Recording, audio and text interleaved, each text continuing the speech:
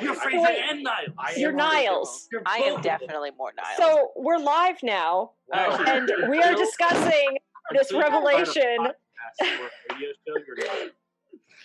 That we've realized that Dr. B is actually Dr. Fraser Crane. Who is brought? I'm getting some echo through somebody. That's on my side. There we go. Adam. Yeah. My life parallels Fraser's life in so many ways. So, did you ever run with scissors? I do not run. Actually, I did. But so a couple years ago, got divorced. Afterwards, I moved in with one of my ailing parents, and I'm from Seattle. I have a doctorate in psychology. Mm-hmm. I am an Epicurean of sorts. I do enjoy food and drink. Of sorts? Just the fact that you use the term automatically makes you Epicurean. Yes. I'm like, does that mean you ride horses? Like, what do you do? You do nails, right? That's an Epicurean. Epicurean. My father was a cop. He was an MP. There is a dog in my life that stares at me, and I do broadcast having to do with psychology on some level. So you just need to get a call-in show now going. We'll talk later.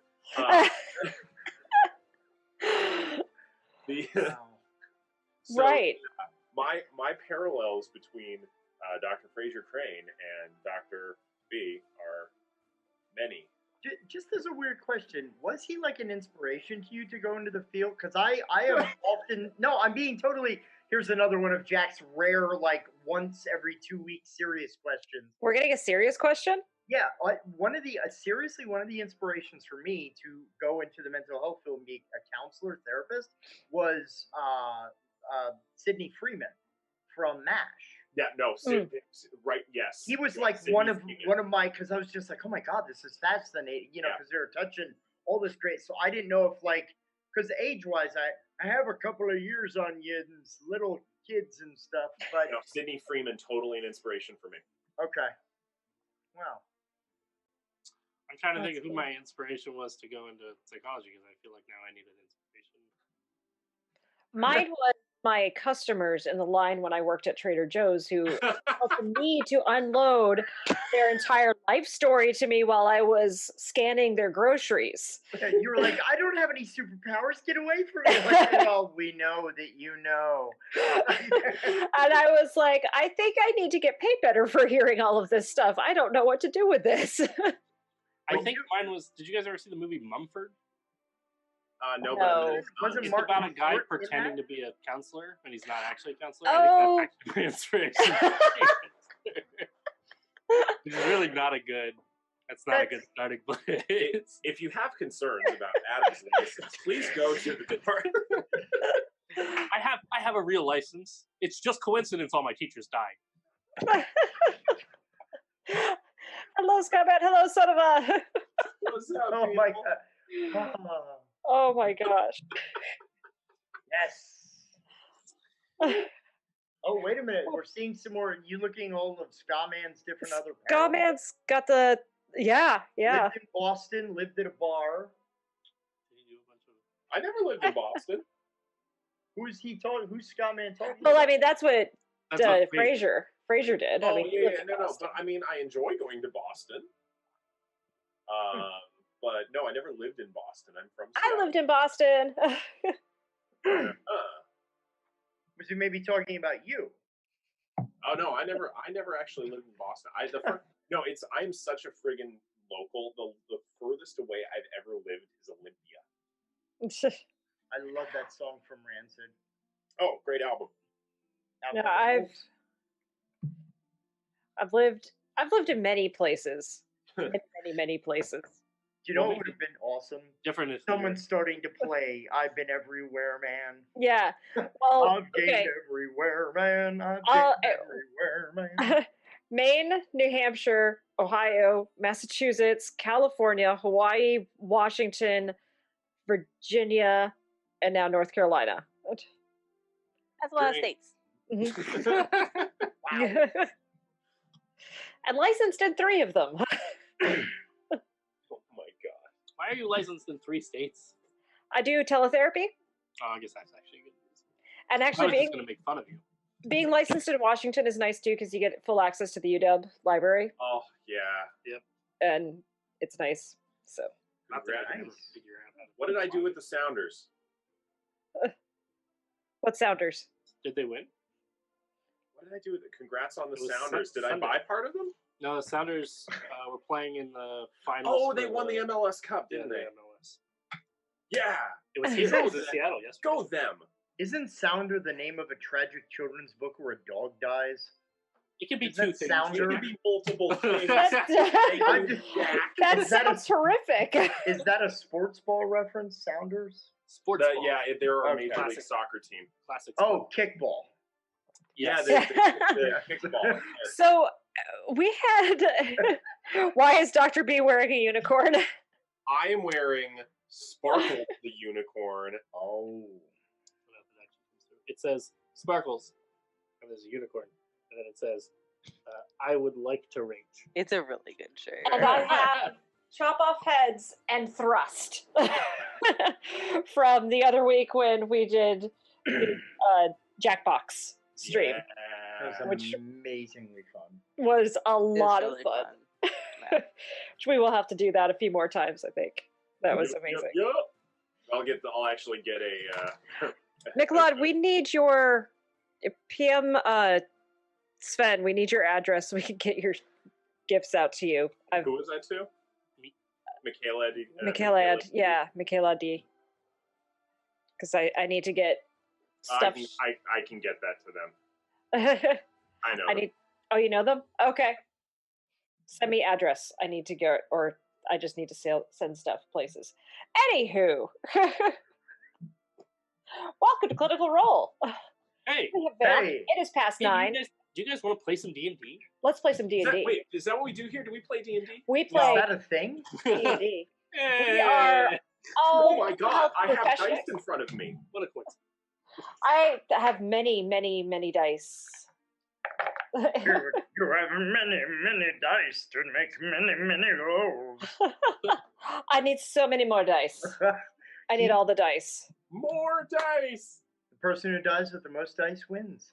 Did you Oh. see the dice that D&D just announced? Oh my What? god. What? Yes. What? No. No. Collaboration with Level Up Oh. Dice, they announced a set with a sapphire in it.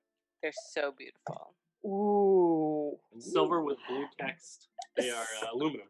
Yeah. Blue text, Beautiful. and the D20 has a sapphire. Well, hold on, in case Alex is watching, aluminium. Oh, yeah. Sorry, Alex. Aluminium. I saw a set on Reddit, I think, that looked like the galaxy, like perfectly Oh, I like saw those. Oh. Well, did you see the Kickstarter? The That was a Kickstarter? Yes, the Kickstarter ones you were Dice. showing. Oh my Oh god. my god. I will get mine, I believe, sometime right before Christmas 2021. That is the estimate on the delivery. Oh my god. Yeah, I'm not waiting that Worth the long. wait. 15,000 There was a orders in the set first on day. there was a set on Kickstarter that I really liked. The center is liquid, That's cool. but those were shipping like 2020. I'm like, or 2022. I was like, no, I'm not gonna wait that long for. Liquid dice. Yeah, Liquid yeah. metal. Like the inside is all liquidy, and so when you shake it up and roll it, and then it swirls, it looks pretty. There Does was, that there was one affect I almost backed that was one of them had a little bit of holy water in the middle of the D20, and the other one actually had crossroads dirt in the middle of it. So you get the devil D20 and the holy D20. That's pretty, that's pretty I almost backed that one. Wow, that's That's amazing. That's unbelievable. Oh my gosh. I thought woolly mammoth tusk dice were like too far. No, Wow, no, Yeah. Jack. that's it pretty never far, My but next pretty set is awesome. going to be Moonrock dice. That's You know, Alex almost level up had a set one-off Moon rock. meteorite set at PAX East this last year. meteorite dice. Get a Wow, set of dice made from the Berlin Wall. Yes. Wow. that'd be pretty But cool. you can get it. You I'm can just get thinking it. of like weird dice things. Magic 8-ball You can dice. make your own set from Berlin Wall. Oh my god, you know what we need to do? We need to go to Alcatraz and get the pieces that they were selling as part of the fundraiser. We just need enough pieces to make a seven dice set, and we Nice. get the Rock set of dice. Then we can have Nick Cage, Sean Connery sign rock Hold on. But if we all have it, then we have the Rock and Roll. Oh. You're welcome. Yeah, but that was a lot of stuff. Anywho, Right? most of us are going to be at PAX Unplugged, talking about things and Probably doing these things. We've been these mostly types just of talking about things. these things. I and mean, stuff. yeah, Dr. B and I are back from Gamehole Con, which was absolutely amazing. Which Yeah. Tell us about really it, kids. Boom, boom, boom, boom. I didn't realize who Matt Lillard was. boom. I can't believe that. I can't believe that. Was he just some weird guy that came in? He was like, no, I'm a fan of Beetle and Grimm. I love their products, and I was geeking out over that. Yeah, that's pretty great. No, we had a good time. Megan and I actually, between the two of us, Megan, you had what, 8 hours of speaking? I had 9. Wait for he 8 plus the 3-hour stream. Okay, so you had 11 hours. Mhm. Yep. Well, Megan is the new reigning champ A lot of hours. on appearances. I feel like I want a statue to like stand over. 11 hours of appearances in one weekend. Yeah, it was so much fun though. It's a lot of fun. If you guys can make your way out to Gamehole Con, that is one I definitely recommend. I will look forward to going back next year. Yeah. And then most of us will be at PAX Unplugged. I've got 2 talks on Friday. One on set. I don't remember what the rest of mine are. Yeah. To prep or not to prep is my talk that got accepted. So we're going to be talking about game prep and how much should you do or should you not do. I'm Let it ride. really excited about that one though, because we've got a great cast of panelists and going, I think, from one extreme to another as far as like our amount of prep time and how much we put into prep. So I'm very excited about that. And I know Take This has 2 panels, which most of y'all are going to be on. One of them is specific conflict resolution skills at the table, and we're going to have each one of our panelists teach you a very specific skill going beyond the idea of talk to your players. We're going to teach you how to talk to your players. Well, I'm actually going the other way with that. I'm going to teach arm wrestling. I thought you were like, I hand out Klingon bat it's in the wrist. All in the wrist. Yeah. Well, I mean, you get that lock in there, Yeah, but then at that point, it's that rotator. You get the right rotate there. on the wrist. That's You gotta turn your head around. solve all your problems. Somebody's going to turn it arm around. this. And, I loved Over the Top because I believe custody battles could be fought with arm wrestling matches. but we're also Take This is also doing a Sunday panel at PAX Unplugged called Development and Dragons: How to Scale Down Your Games for Young Kids. And we got some great panelists on that one, including our illustrator buddy Randall Hampton. Woohoo! Chat.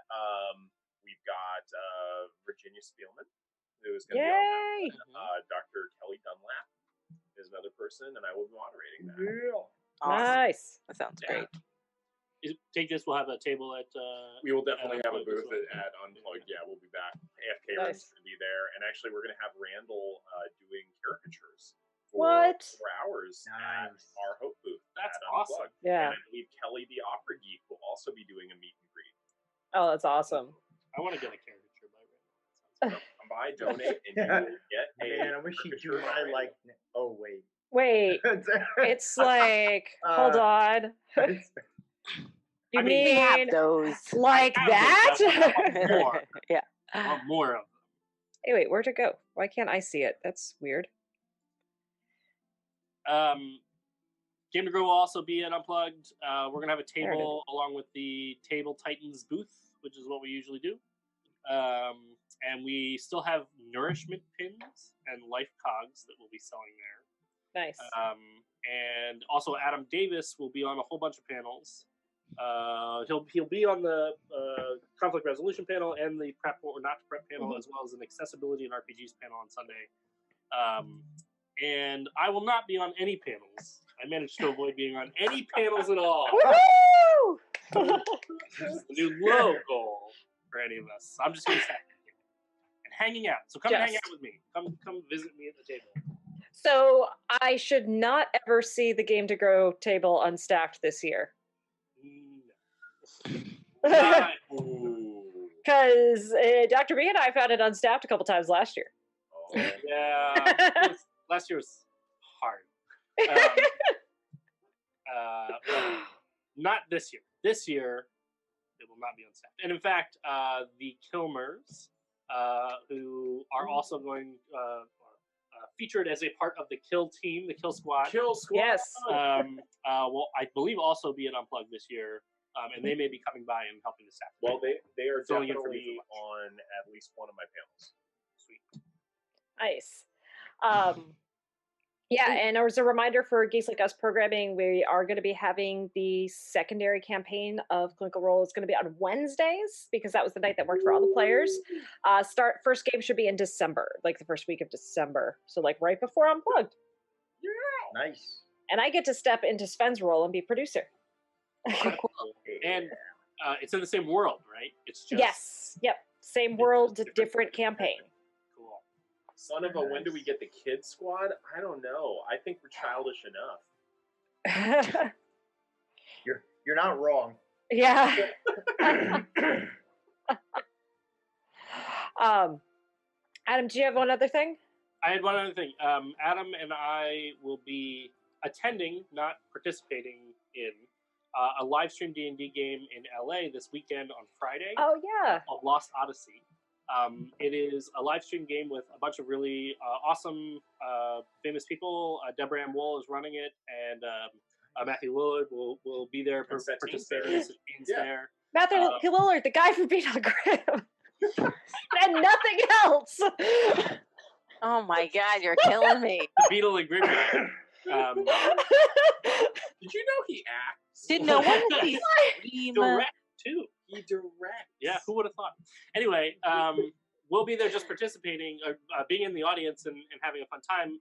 But you can totally stream in and watch the game, and it's all in support of the Autism Society of America, which is totally awesome. So all the money raised for that helps support an amazing organization, and they are putting together a documentary as a part of that money that's being raised, highlighting and featuring role-playing games for use with autism. So really, really cool cause. You should totally tune in on Friday at, I think it's 5 or 6. I can't remember what time. Lost Odyssey. Look for Lost Odyssey. It's probably, Follow me on Twitter, and I'll tell you. Very good. His Twitter handle is down below. Or follow Game to Grow on Twitter. Yeah. That'll be That too. Rachel, any announcements or anything? No. I won't be unplugged. That He's way. just around.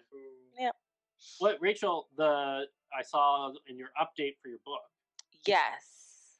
that you just did all these. I cool signed a whole bunch of posters. So if you ordered a poster, it's going to be signed, which is pretty cool because they got shipped to me instead of to the people who are shipping my stuff.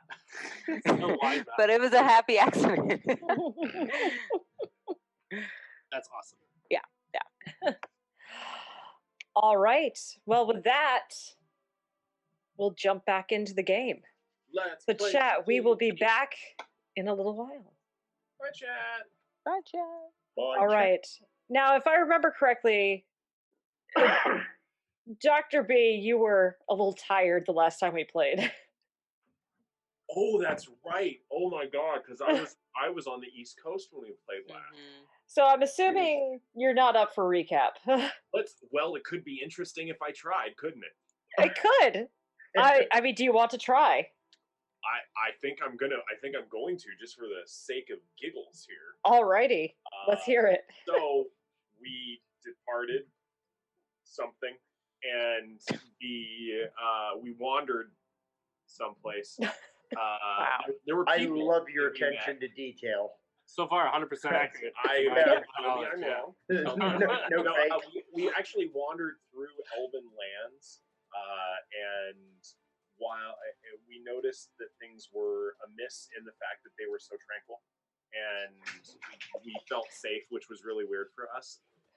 And we met some wonderful high elves in the forest, and Immeral talked to them to inquire not only where we were, but about Immeral's family, but not letting them know that it's Immeral's family. And You were super discreet, if I recall correctly. As always. I truly was in this case. Did Emerald give the note that you guys got in the Underdark to them to pass along? No, I think he showed it. He showed it. You Yeah. showed it, but you And then didn't we were put that. When he looking went to for reach the- for it, he pulled Yeah, it. we're looking Okay. for the people that this note belongs to. Okay. But we went onward through the forest and went to the seaport of Heather Cove, who was not my favorite 30s actress, but in fact a seaport that we arrived at. We met some purveyors of iced cream named Benjamin and Gerald, who had some really amazing flavors before we finally found the ship that captained by Ishka / Enkai that will carry us henceforth. That's pretty good. Excellent. Good job. Yeah. Considering how tired you were, that's pretty good. You sort of wander around. No, Anyway. it basically was a buckshot approach. I give enough details, and the associative memory will come into play. I was worried when you mentioned the Ben and Jerry's that you had spent a little bit too much time with the high elves, but just throwing that out there. It's a magical It's place. drug humor. What? One of them was named Sativa. The other was named Indica. Nice. All right. Good job. So as we pop back, before we pop over to the ocean, though, because Jack, you were not with us last time. Yes. Was there anything that Baron would have wanted to do as a travel? So you guys did go through the land. It was actually the wood elves, not the high elves, but it's okay. And you came to a high elf. Where you got mixed up was you came to a high elf city. The city that you came to with and met Ben and Jerry was a high elf city where the elves are very separated from everybody else. And so one of the things that you guys did see there of note was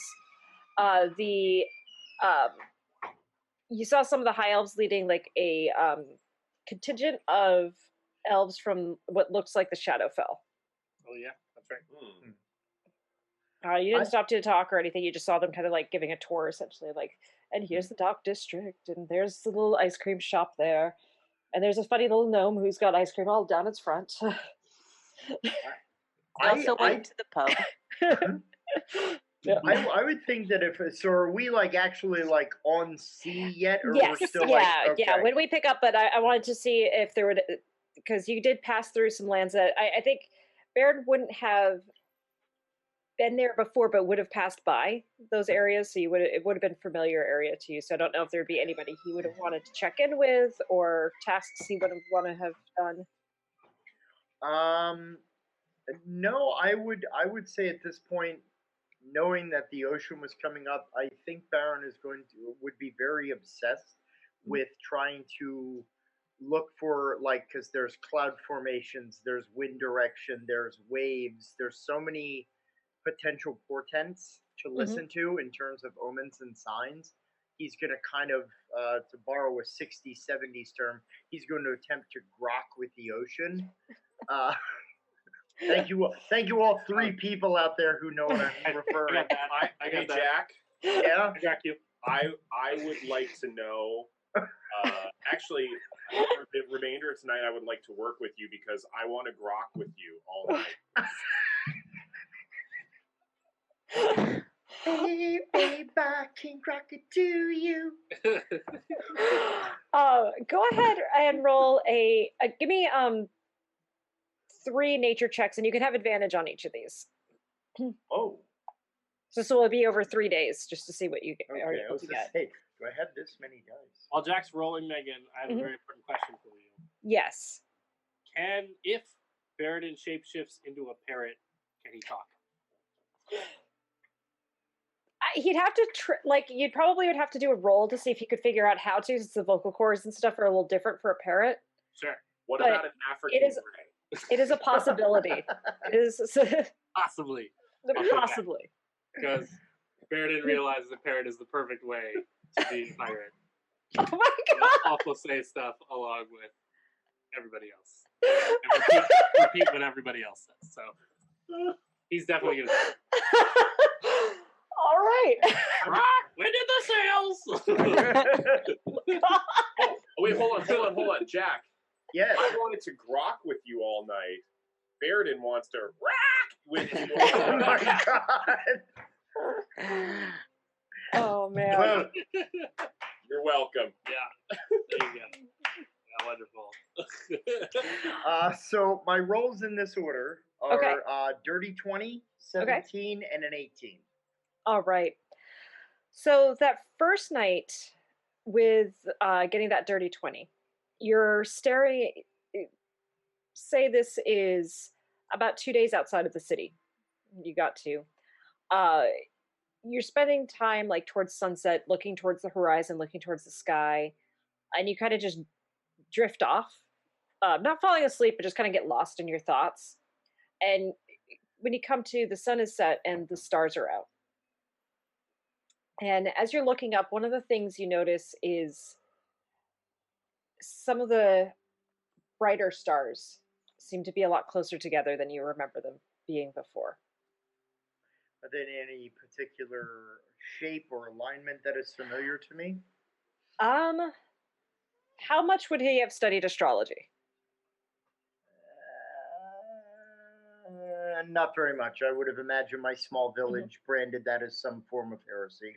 Yeah, that would make sense. No, nothing that you're exactly super familiar with. It's looking like things are kind of coming in towards a line, like rotations or maybe bringing them together, but it's just of note. You're used to like a bright star over here, one back there, and they're all fairly close together. Okay. Harmonic convergence. With the An Avatar reference. yeah. The 17 is seeing indications of favorable skies, good weather. You're in the it's midsummer, and it's actually seeming like it's going to be nice. It's beach weather, essentially. Okay. Good time for vacation. What was the last roll you got? I'm sorry. 18. 18. This one is right before you get to the Heather Cove where you picked up the ship. It's not so much a observation of the sky and things as it is like a vision of this tree, and then seeing. Is your dog running around, Jack? Yeah, he's kind of doing zoomies while Okay. chewing on a pumpkin Snoopy with a water bottle and a noise maker in it. Sorry, just trying to figure out what said. He's a bit hyper, mommy's home. The vision that you have is, it's almost like you're being pulled back away from the ground and up towards the sky, and then you're seeing like clear skies all around. Okay. Off far on the horizon, you see these clouds starting to form with flashes of lightning, and they seem to have almost a purplish black hue to them.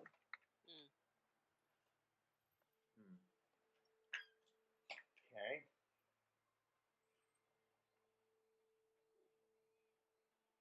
But then when you come back to your vision, you look around, clear skies, beautiful, no feeling of a storm in the air.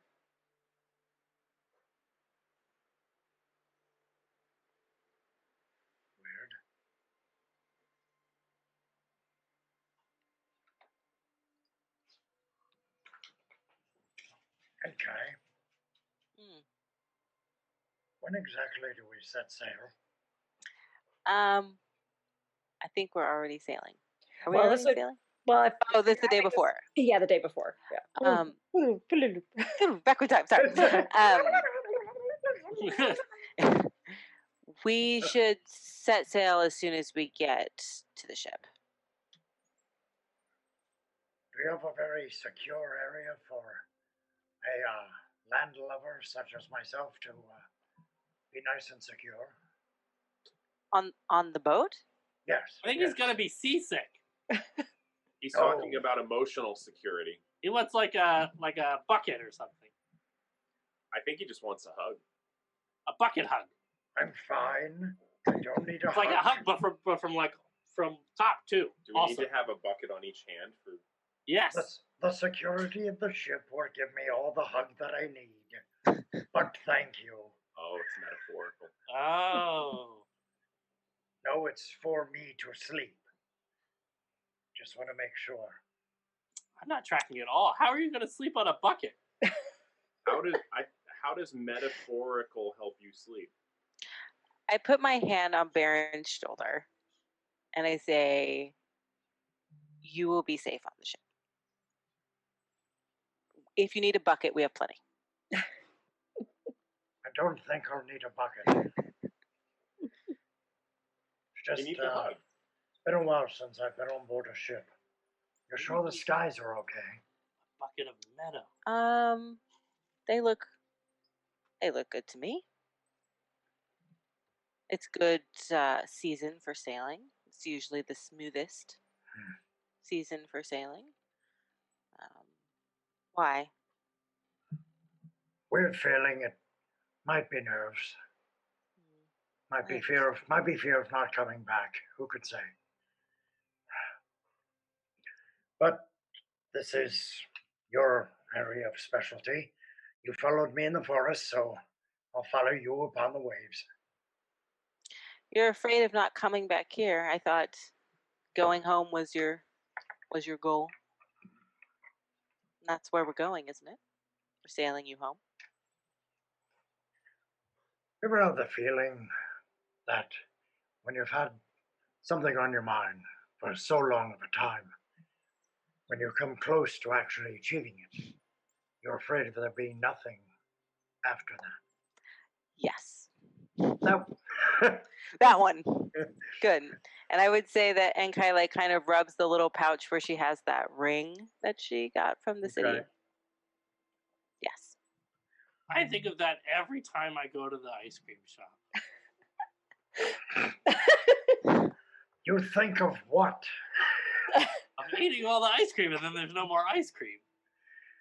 But That they'll sounds so make sad. more. But they always make more. I mean, you say that. Eventually. But maybe they won't this time. And every ice cream shop must close.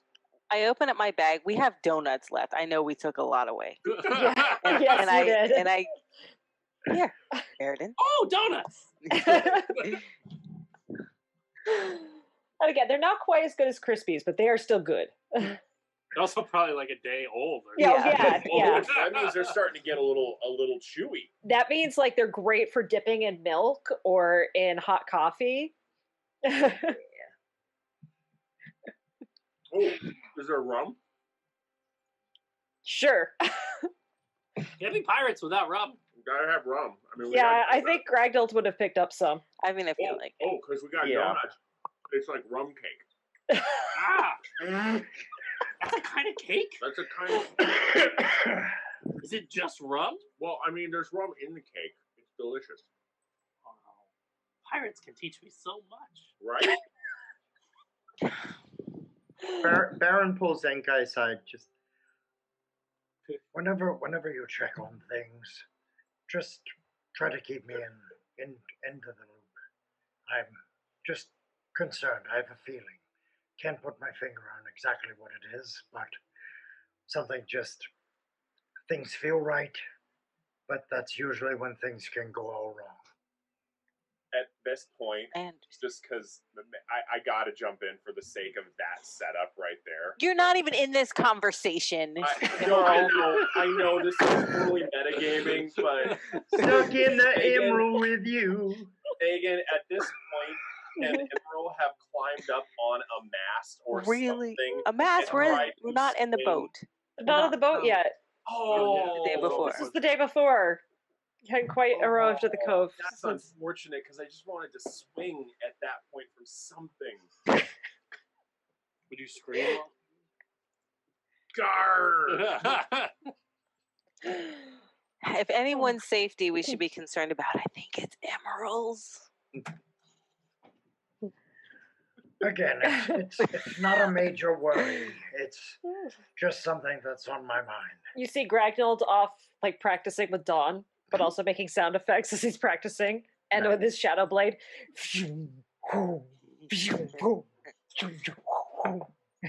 that sounds pretty Gragnoldy, actually.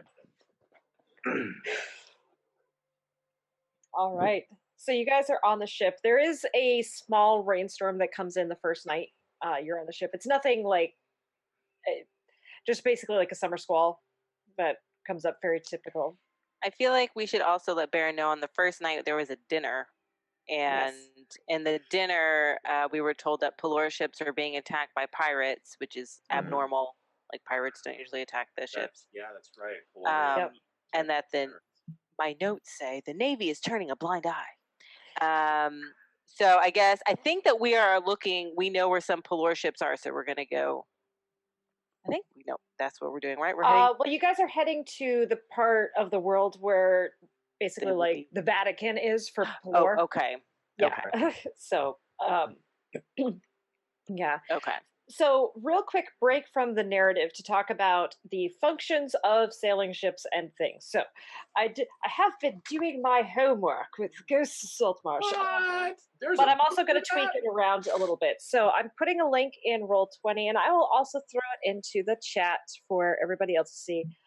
This is from D&D Beyond. This is stats for the sailing ship, which is what we're going to use for you all, so you can kind of understand what your ship can do, how it works, and everything like that. The distance that you all have to go, I was telling you could go north or south. I was forgetting my own map. You can't go south. You're basically going to end up in Antarctica. Yes. Which shanties make the ship go faster? I'm getting to that. Actually, I am getting to that. So this boat can go about 120 miles per day. To get where you want to go, to get back to the area where Baeridin is from, it's about a 2-month journey going at that pace. The morale of the crew can make the ship go faster to bring in the sea shanties and things. So every week, you all can try to do something to help cheer up the crew. That will not cheer them up. That is, if you want to go slower. If you guys take, since you're going to be traveling along the coast, Hold on, I got this part, one. Hold on. No. Do you try to use a capo? Oh no, that's I got this one. if you stop for a night, either just pulling into one of the coves where people can come ashore and just get fresh water and everything, that will lower the DC for the morale checks, but it does also mean several hours where you are not sailing. Every 2 weeks, you will have to stop on shore to restock water at least, but you only have to stop for a couple hours if you just want to do that. But every week you guys go without taking a quick break to let people get off the boat and not get cabin fever. The DC for the morale check goes up. If morale hits a certain low point, it will slow the ship down. Hey guys, our ship is immune to psychic damage. Yep. So Immeral staring at the side of the ship going, Doesn't do anything. Totally immune. Otherwise, it would blow up. right. Immeral's going to silent Bob the crud out of this thing. Just try to use the force on the ship. Wow.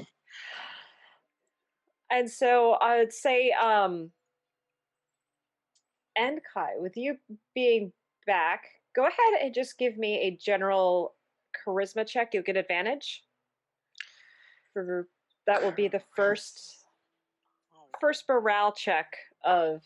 Did you get natural 20. Natural 20. Yes. My plus charisma Nice. is 0. Having their captain back on the ship, having some new passengers, having an actual direction that they're going in has really risen the morale of the ship. And for the first week underway, you guys make very good time. I will let you know how that goes.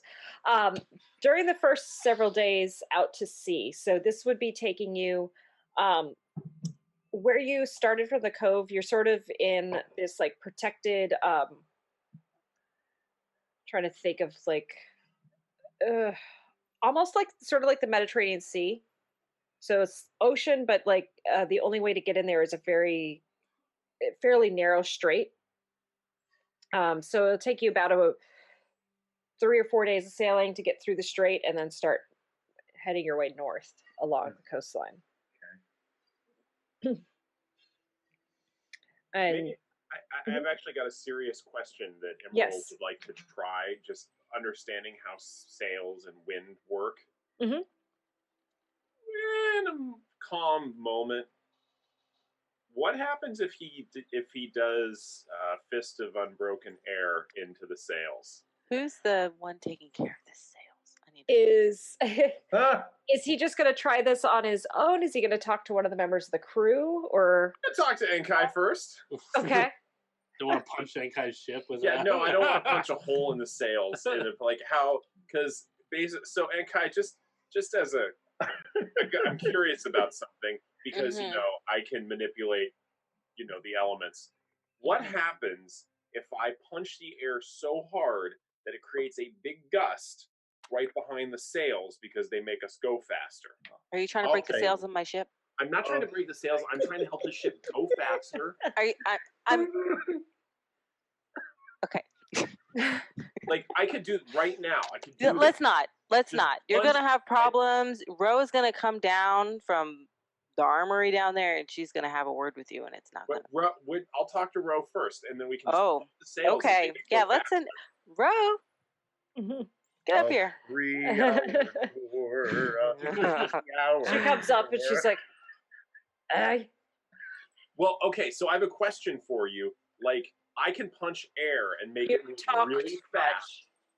I I've been know. told that, but then if I punch the air real hard and make it compressed and right behind the sails, it should make us go faster. Okay, Immeral, I think you need to go see what He Baeridin's punched- doing. He punches the air. I can punch the air really hard.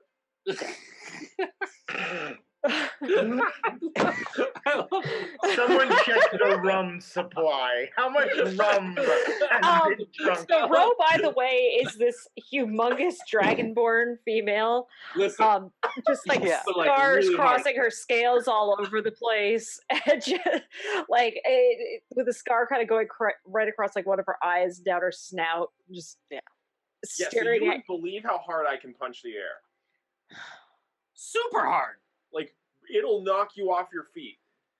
It's the same way that he's like so fast he can run across water. Well, almost. I'm getting there.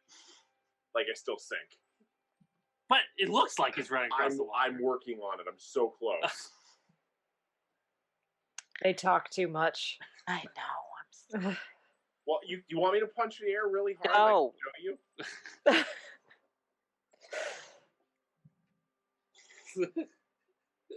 I find it's more useful to punch people when you need to punch. Oh no, but it's really cool. You want to huck people into the sails? Like, is it Here, okay let's if see I if that makes it go faster. And I think she would actually pick up Baeridin, throw him at the sail. Whoa! Which, like, you start wriggling and she's not able to get a good grip on you, so it's more like this kind of gentle toss. Make a dexterity saving throw to see how well you're able That's to come up on your feet. Wow. She means business. 13. 13, yeah, you're able to kind of tumble out of it, land on your feet. I'm gonna go back to sharpening the cutlasses. But no, you don't believe me. I can punch the air really hard. She's gone. She's had enough. What if we That What if we just took our time with this one, Immeral? Just let nature take us to where we need to go when we need to be there. emergency. But what Like, if we need to we're go being faster? attacked by other pirates, Ooh. and then we have to go faster. Like getting out of the way of a cannonball, and I can just punch it really Exactly. hard, and then Emerald, if there's a cannonball hurling its way towards you, you I can will punch the absolutely use cannonball. your air punch to move it out of the way. And punch the cannonball. cannonball. Yeah. Yeah, not the sails. That's some good thinking. That's why you're the captain. All right, I got other things to do now.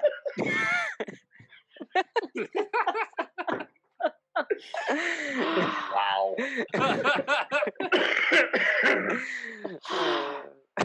You're funny. Your next name change, Immeral, is to Gilligan.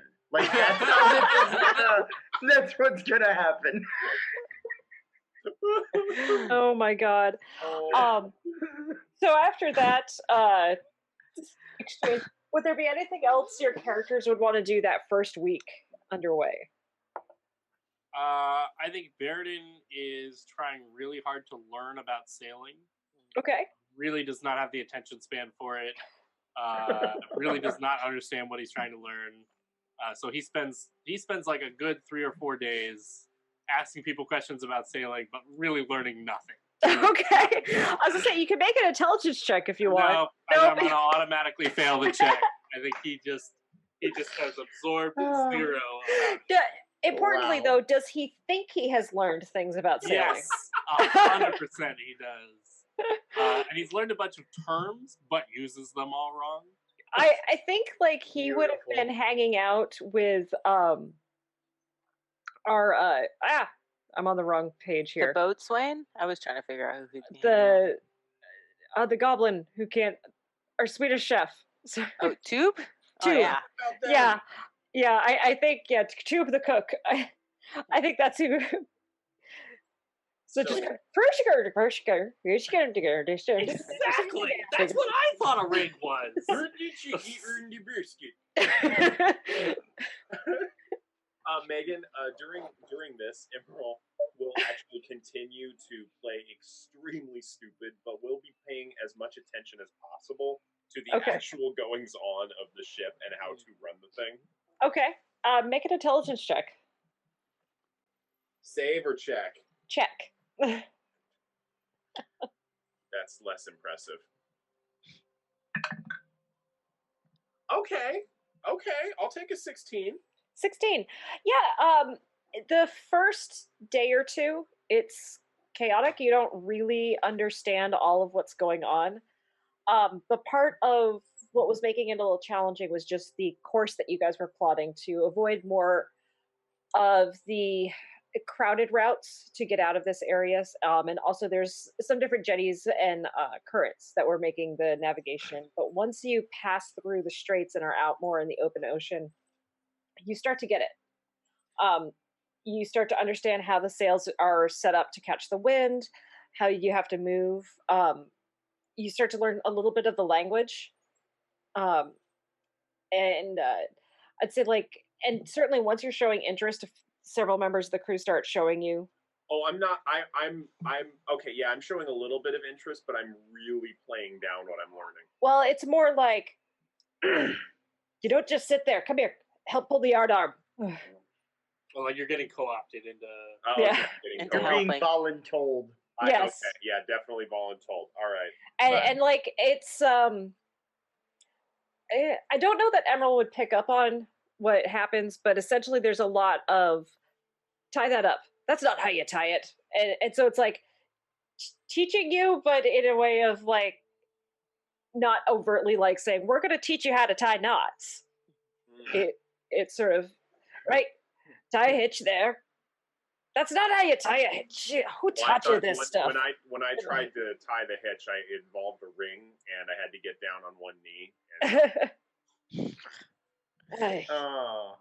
getting hitched and tying a hitch, very different. Let's put a bullet in this one. Put a bullet in this one? Bullet. Bolin. Well, that's the thing that involves the coconut and the... And they grab the rope and quickly and it's nobody's taking their time to show you, but and I'm really as I annoy them and frustrate them, I'm actually paying attention to what they're doing. Yeah, and it seems a few of them kind of know that too. It's like the exact opposite of Baeridin.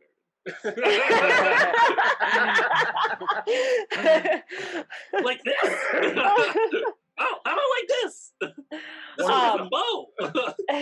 I would say over those first couple of days, once we get through the straits and get into the open sea, where pretty much once Baron cannot see where large land masses are because it's more open water, I intentionally am keeping myself below deck.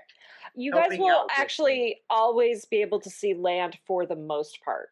Oh, You're okay. probably always going to be within 50 miles at most, where that would be a little out of, but essentially how I'm imagining you guys do, you're going to mostly just hug the coast because that's the easiest for navigation. Okay. So And- we're in international waters? Yes.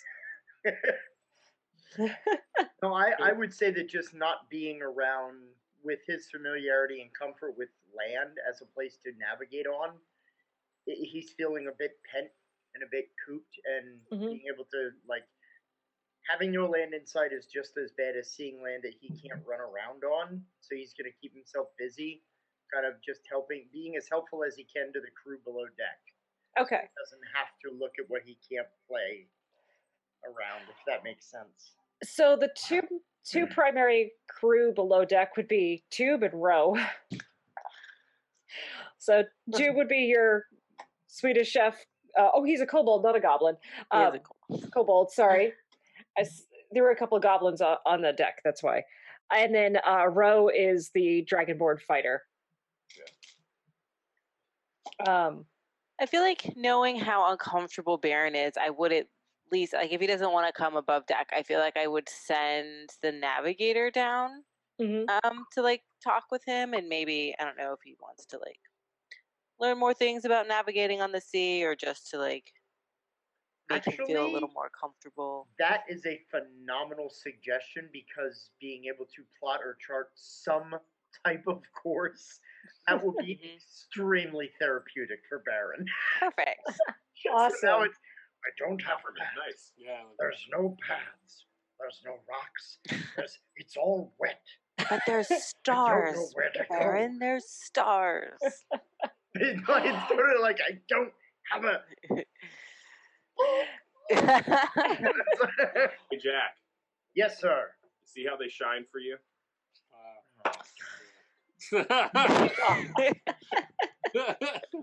That was a collective eye roll. Yeah. Well Wow. earned, though. I will say Yeah. that. Well They're all earned. yellow.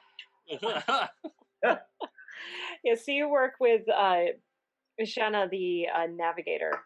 What's that name again? Shana, Shana. Gotcha. She's a dwarf. And it very different from your Moonfang and Ghostfang clan friends. She's a hill dwarf instead of a mountain dwarf. Tends to keep her hair shorter. And one of the things you're sensing about most people on the ship is they're all very direct and don't waste around very much. But she does eventually, like during the nights, she drags you up and starts teaching you how to use a sextant, how to use a compass, and showing you the charts to understand how you guys are moving along. So how long have you sailed with Enki?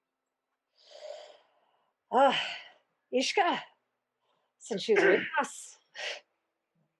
She's been here off and on most of her life. Missed her these past weeks. She was definitely more than in good company. She's made of good stock. Very good people. I could see how you would miss her.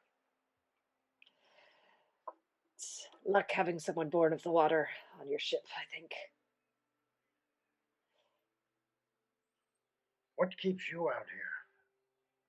She looks up to the stars. You've never, has this been your whole life? Nah, just the best parts of it. It's not, being underground doesn't suit me. I like the stars. I like the open spaces, being confined. Never really liked it.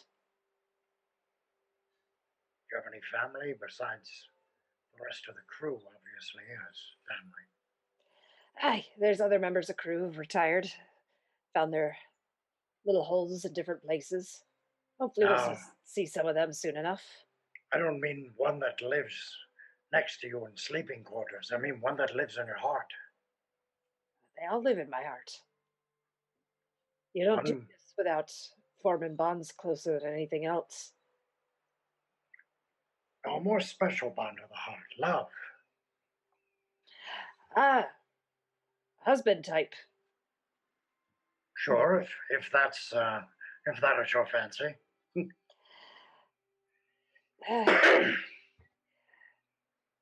It's, settling down that type thing's not really been my cup of tea. I used and one of the things too, I will say, she's quite a bit older than any of the other dwarves you've been around. Okay. You human equivalent of probably in her early 60s, so dwarf add a few centuries for that. Okay.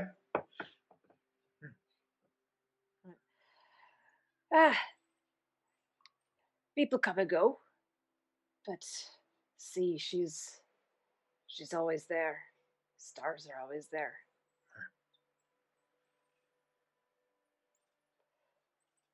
I can't disagree with you. It's definitely safer in a place that gives you that security. I wouldn't call the sea safe. You think she's safe. She's gonna show you otherwise. But you I can don't see know. The tempest of love could prove a fair match for any high waves. That's what I'll gather. I'm taking you've been through a storm or two. I've had my share of rocky waters, sure. So are you running from a storm or running to a storm? Not quite sure anymore. Just so used to running, never saw fit to choose a direction. Just kept running. She points off, be the port bow for you guys. You know, if you keep going that way, eventually you end up right over there.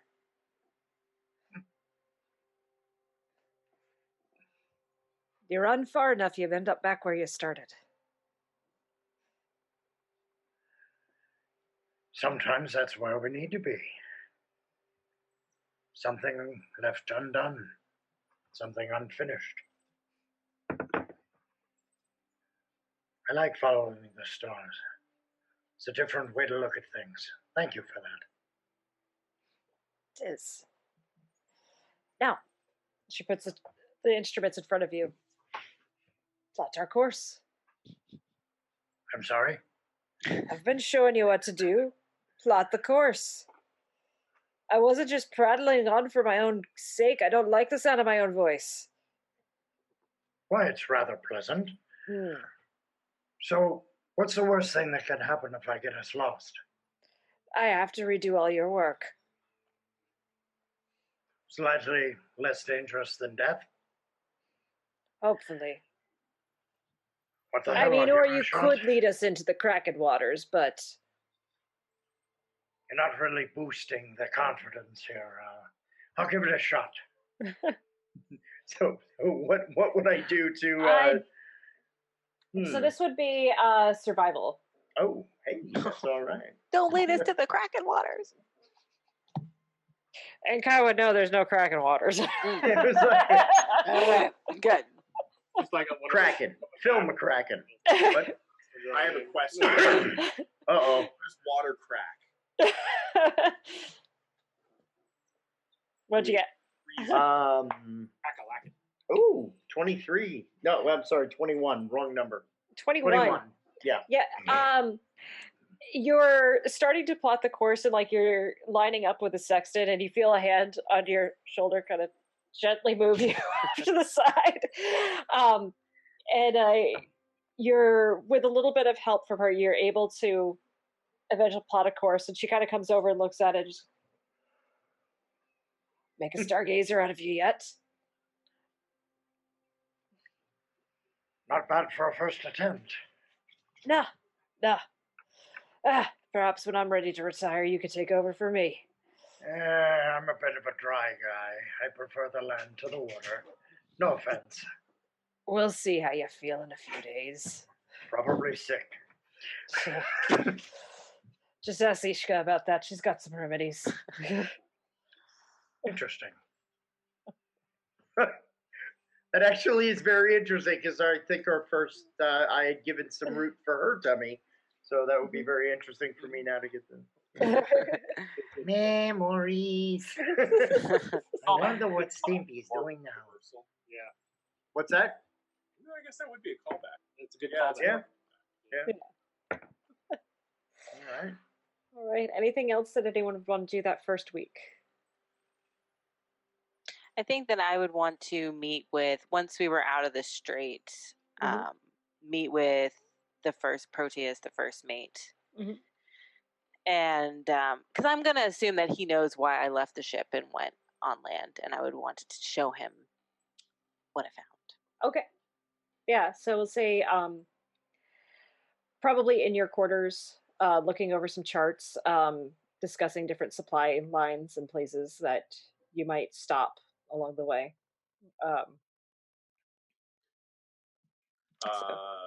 Using just for the sake of calisthenics, getting used to things and keeping up, the whole monk practice thing.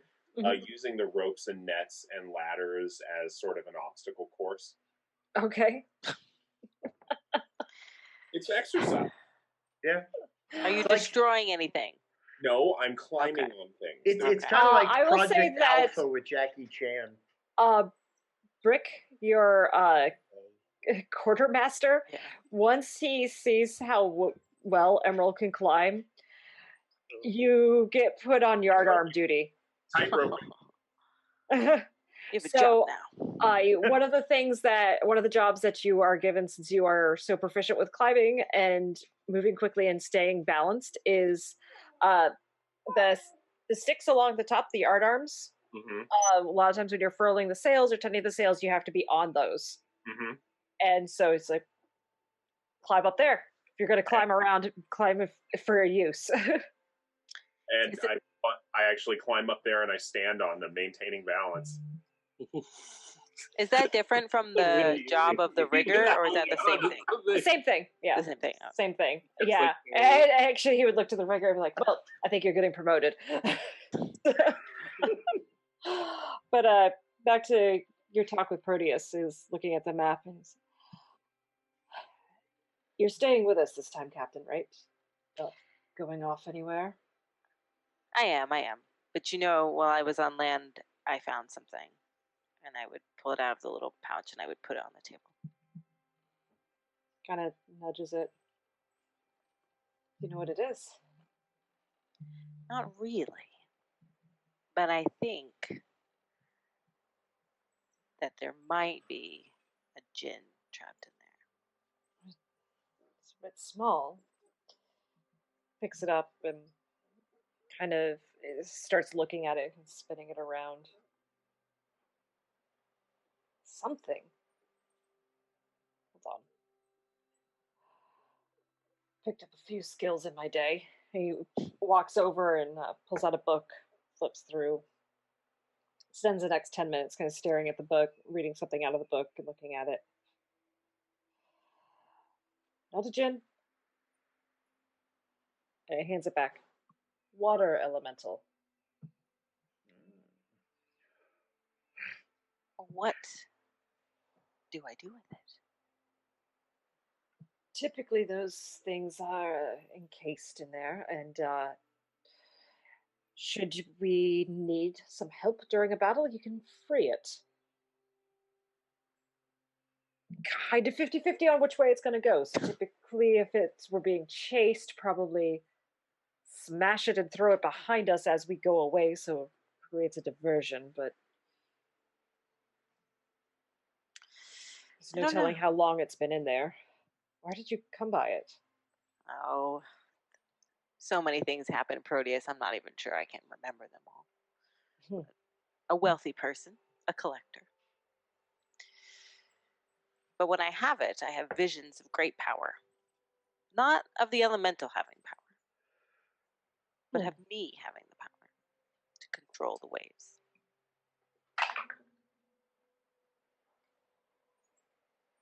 Is this conversation happening in a private quarter, or is it happening up on deck? So it'd be in a private quarter, I think. I assume. Yeah. Okay. My apologies. Hold on. I'll be right back. Okay.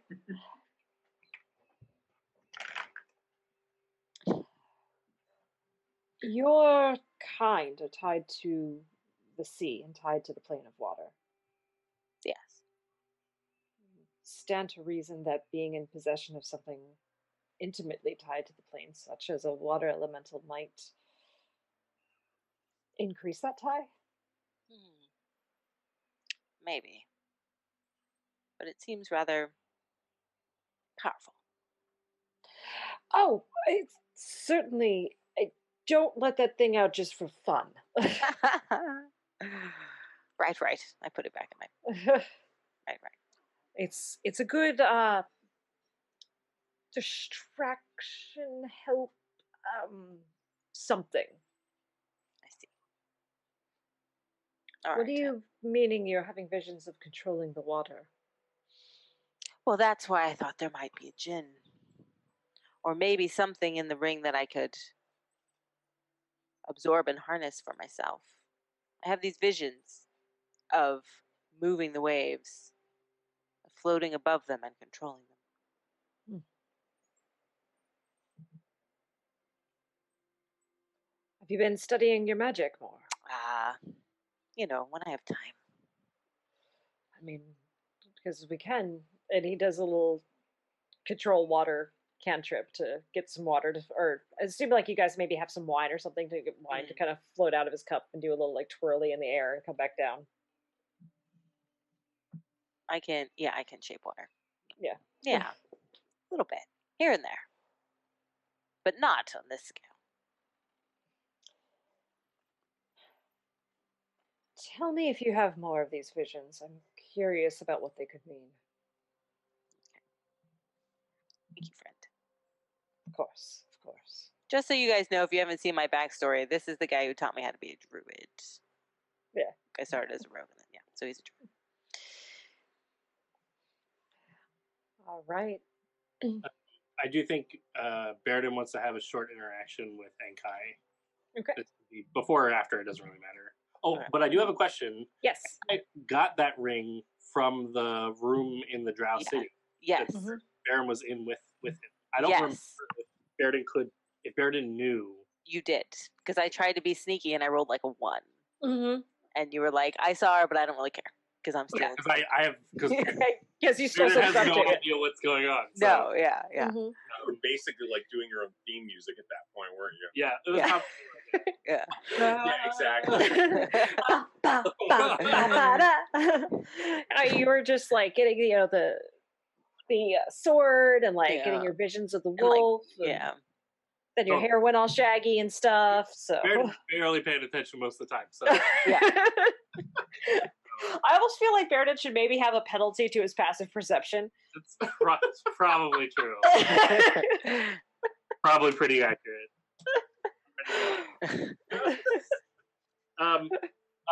So I think Baeridin is going to sort of come down come running up to Enkai and say, Enkai, something occurred to me.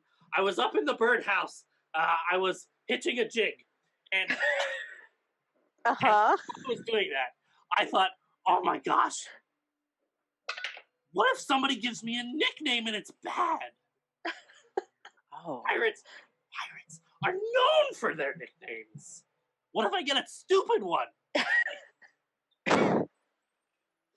Oh. Stinkbeard. Oh, Baeridin. I think, the secret to pirate nickname is you make your own and then you just introduce yourself with whatever nickname you want.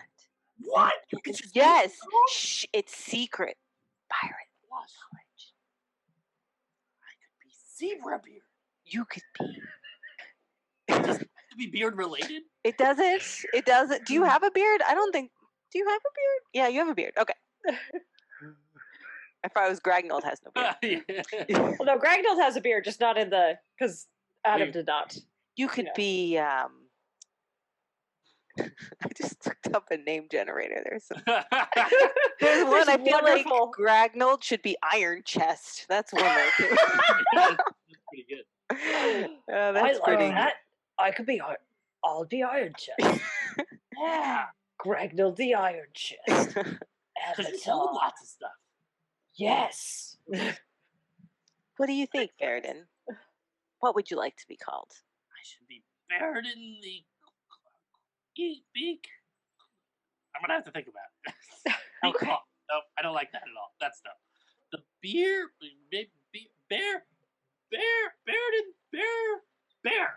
Nope. Baeridin the Bear Claw. Bear claw. Ooh, like the donut. It's a donut. It is a donut. And also, you turn into a bear.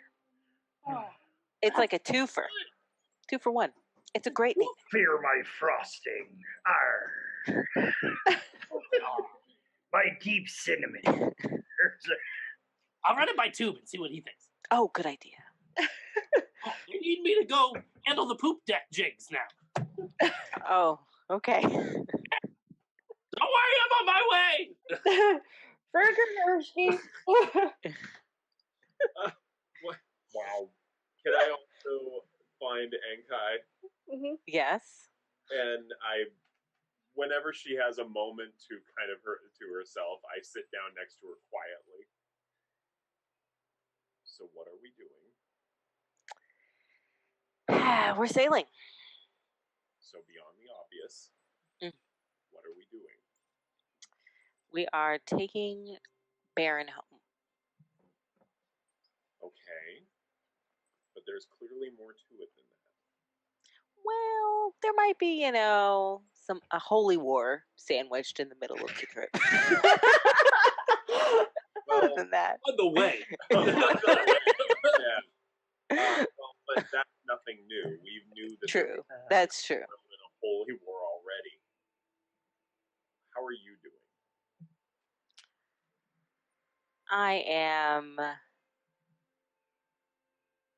I'm feel happy to be back on the sea. How are you feeling? How are you adjusting to the waves?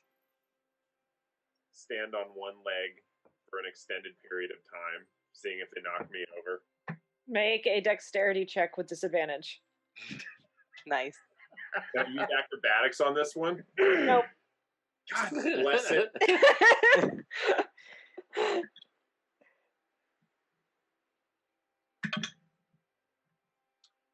I want to point something out. Advantage. 23. Yeah, you are able to balance. I don't know As if the they can ship get is- the hang of it. Gently rocking through the water. Yeah, I don't know. I feel like I'm getting the hang of this. I'm not. And Gragnold goes running down below to. So, Iron chest! I'll come with you! Wow. So Baeridin and Gragnold are off doing their thing again. What can we do to be helpful? I heard that you taken up rigor duties. I don't know. I felt like it was rigorous. Very good. Very good. We need a pun counter tonight. Figure, I think we need like Statler and Waldorf at some point. Old pirates, very grizzled. There was a reason I was using Muppet Treasure Island for the gifts for the promoting. Beaver.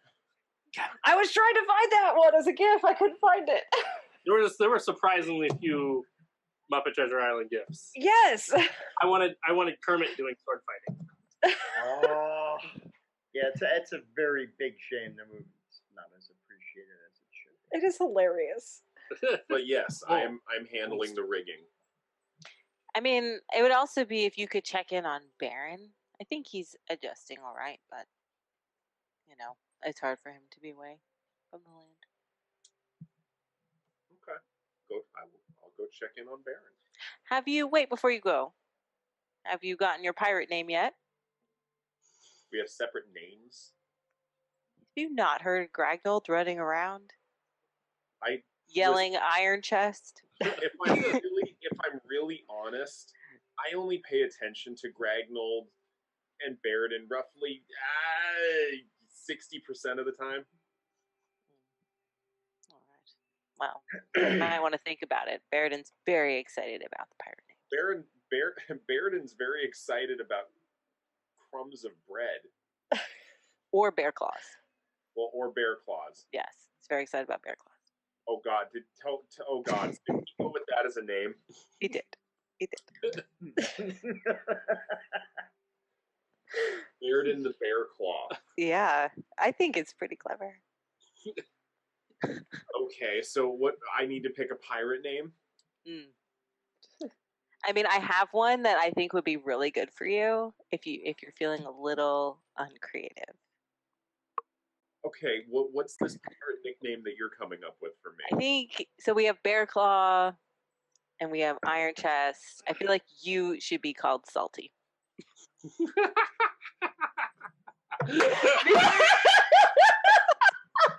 It came up in the name generator. I'm sorry. Nice.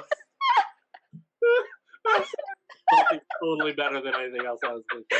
Well, oh man, I went through a lot of pages to get to that one. Oh. Emerald was salty. Yeah, it fits him, right? He's always grouchy. Yeah. He has a lot of salty snacks in his cloak. Yep. They're nourishing. They are. I agree. And salty. And salty. I feel like, but if you were all feeling so generous, maybe Dabney?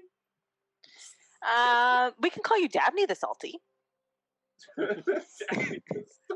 Salty Dabney sounds like something in the Urban Dictionary. I'm It just throwing that out does. there. Oh my God, it does. All right, the salty Dabney. Legal in 21 states. Oh my Or god. it's some sort of strange oh my god, it's a drink. The salty Dabney. The salty Dabney's a drink that we're gonna have to invent at PAX Unplugged. Oh my god. god. Salty Dabney. No, so it's, I could actually come up with this. I've already got some ideas. I don't like the look in your eyes, sir. Those are full-on Muppet eyes. Those are like animal ready to freak out eyes. That was great and scary. Come on! Control.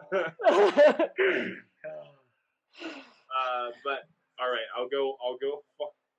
Salty Dabney, we can work with this, but Perfect. I'm gonna go find Baron. Okay. Where do I find Baron? He's probably up on the deck with Shauna, doing some navigation. Yep. Okay, go find Baron and stand just gently, quietly next to him, as to be nondescript. So something you need, Immeral. How you doing? Learning a new skill keeps the mind busy. So not feeling a little pent up? I'm working on maps. So Megan, how much would I have noticed the ranger being on water out of the forest elements? Mm-hmm. How much would I notice him feeling distressed? I mean, I feel as though, and correct me if I'm wrong with this, Jack, that he hasn't necessarily been subtle about it. Not really subtle, no. So I think if Emerald's paying attention at all, he would have noticed it. Okay, so Baron, Yes? my keen powers of observation have let me know that maybe you're feeling a little bit distressed. Yes. Are you satisfied? I'm feeling distressed. Well, Does it feel good to be right? I mean, often, but that's not the point of this. I actually pull out a snack from my pockets and give him one. Really into the salty Dabney. It's like a granola bar I pilfered or something. See, I'm like, it's a I need to commercial have- now. I need to make a random snack table for you to roll on. Oh, that's Always beautiful. crumbled granola, Nature's Valley bar somewhere in there. Yes, baby. I have You want some it gummy like bears. It's always like forever in your crushed. pockets. They're warm. I pull out like a granola or something and just give it to Baron. I'm not hungry, Immeral, but thank you. Food often helps. I mean, it helps the other two. I don't think food will help in this case. There's a lot about me that we haven't gotten a chance to talk about. Hell, I don't even know why you're the one I'm telling this to. No offense. It's okay. So let's talk about it.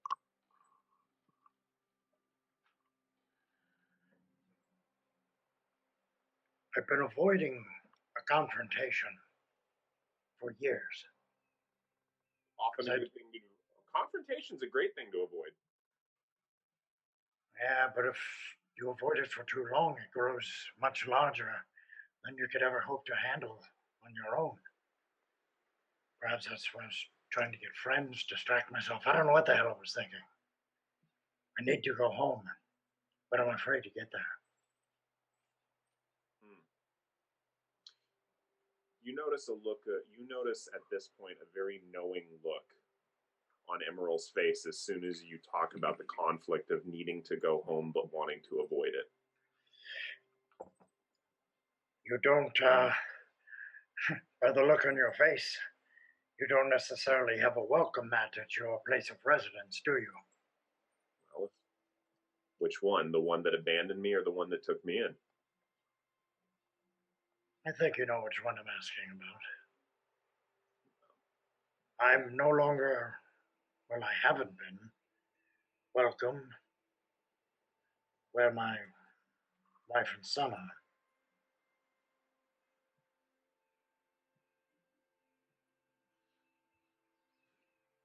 I was accused of murder, thievery.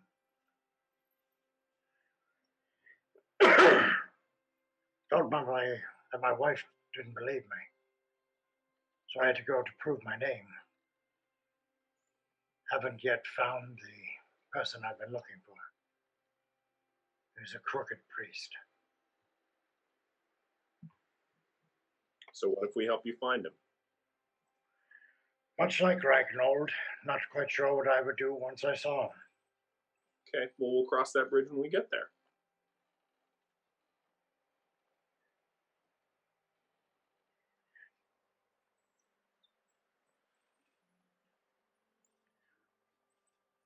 Is it worth going back to the one you love if they don't trust you? They don't stand behind you? Is it worth it trying to prove that they can? I hope so. Otherwise, why even go back?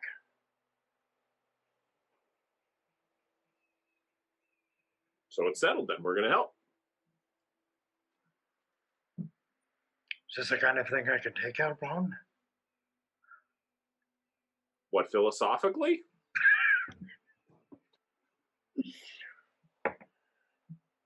I like the way that our connection has grown over these few months.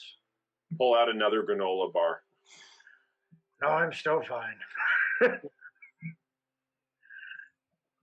What about you? Apparently, I'm not the only one that's kept at bay from the place he feels he needs to be. Oh, I'm fine. I need to be here. I've been saying that for a while. I just get the feeling that trying to avoid it. Oh, going home, I did that. How'd that work out for you? Well, you know, my ex-girlfriend's the king of thieves, tried to kill me. Said goodbye to her, but turned out okay. I'm confused. So was I. It was a confusing situation, but I got some neat daggers. But what of your heart? Oh, it's still right there. I don't mean the part of it that beats blood through your body.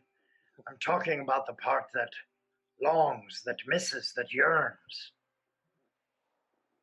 My heart is what has led me back, but what if the heart is not there waiting for me? Then I've sent it on a journey with no destination. But your heart is always here and points to his chest. No, it's not. It's not Yeah, always here. My heart is always somewhere else. Why do you Oh. think I distract myself? Huh. Can I show you a trick they taught me back at the monastery? Sure, why not? Okay. Follow me. And Wait, we is go this up. trick going to involve water? Well, if it does, we've got a lot of it to pick from, don't we? Okay.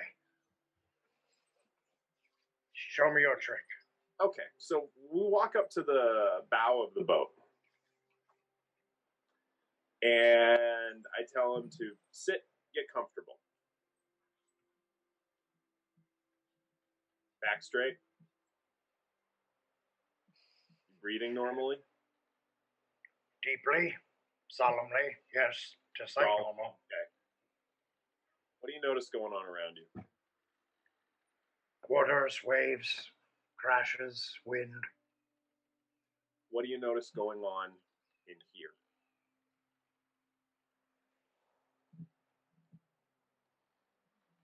Feeling that it, like the intense beats want to pound through the ribs of my chest. Good. No, not good. No, good. It's terrifying. Good. How is that good? Well, it means you're noticing it. Is this trick bullshitting myself? Because I've learned that trick before. I actually, I take out a small pebble and flick it right between his eyes. Can I attempt to block that? Just because I'm envisioning just Baron being kind of like that. No, relax. No, like I calm am down. so You know, relaxed. it's like, just be cool, like IT crowd when they go to the party at Jen's and they're like trying to be cool. Like, Are you dancing like moss? but just very. People. Make an attack roll versus dex saving throw. What's Okay. An attack roll.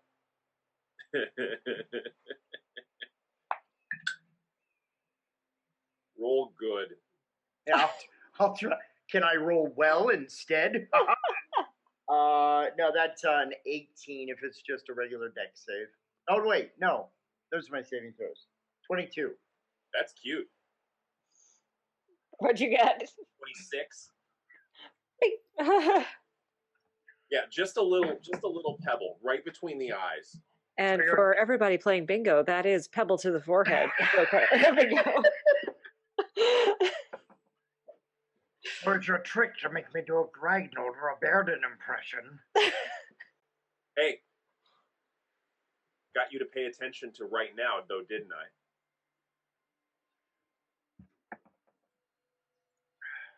Go on. So, pay attention to what's going on right now. You said your heart is always someplace else. No, it's not. It's always right here, and it's always beating, and that's always what you pay attention to. Even if it hurts, you pay attention to it. And sometimes you see a doctor, but you pay attention to it.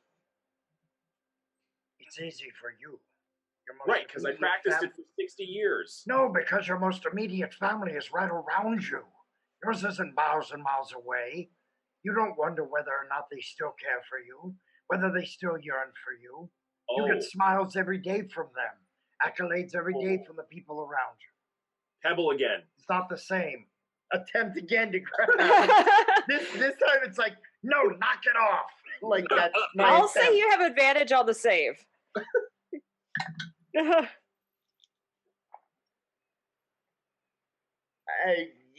16.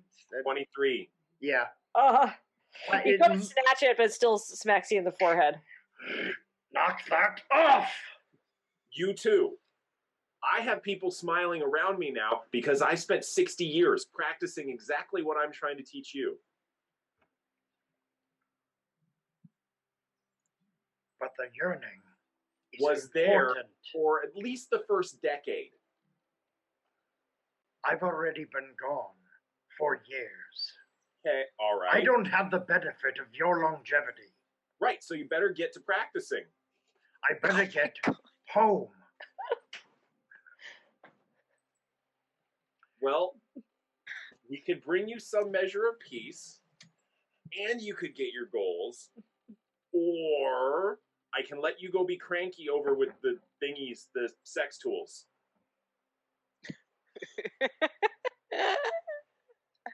Mapping out a path, even if it is in the stars, gives me an amount of solace. Okay. It is What a if focus and a direction. in here?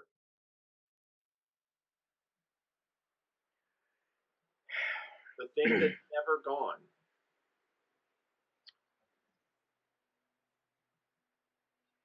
Huh. Wonder if this is what my teacher felt like.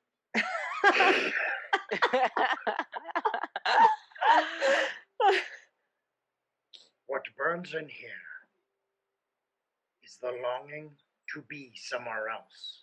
So for me to be present here is to automatically make myself somewhere else. I can't be comfortable where I am because I'm never longing to be just where I am. See, that's your problem right there. Eureka. No, Immeral. So your solution is to dive further into the thing that is causing me distress. There you go.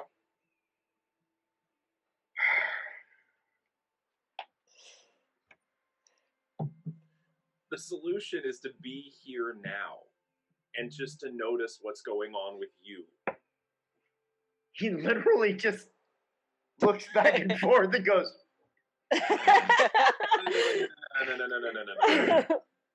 But I'm not trying to be difficult, Emerald. Not in an avoidant way. To avoid where I am, I would run and jump over the side of the ship. But then I would be there. I think this was how my teacher felt.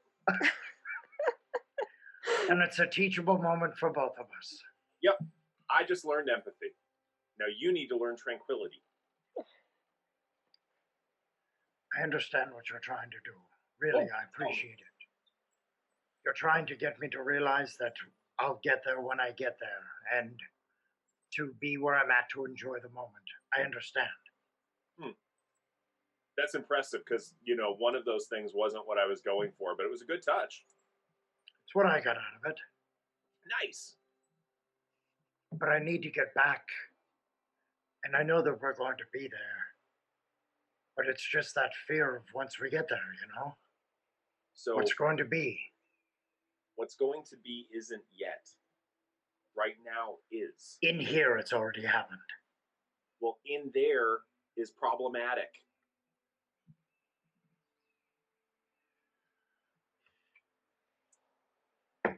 So how do I just be? I take out another pebble. If you throw that at me, I swear to God, I'm knocking you over the edge. So pay attention to what's going on right now. The future will happen soon enough. Not soon enough. But I get it. Okay, now I get practice it. it. literally, Practice what? Pay attention. Sitting? I'm listening to your dribble. How much more in the moment can I be? Well, pay attention to your dribble.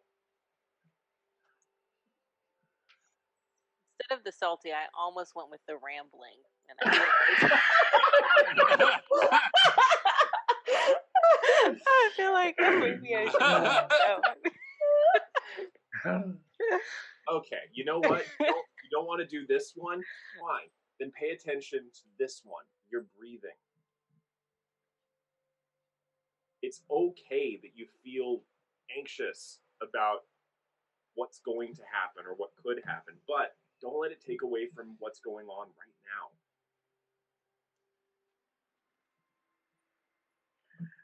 What happens now is what leads up to what will be. Right. Now that we know causality.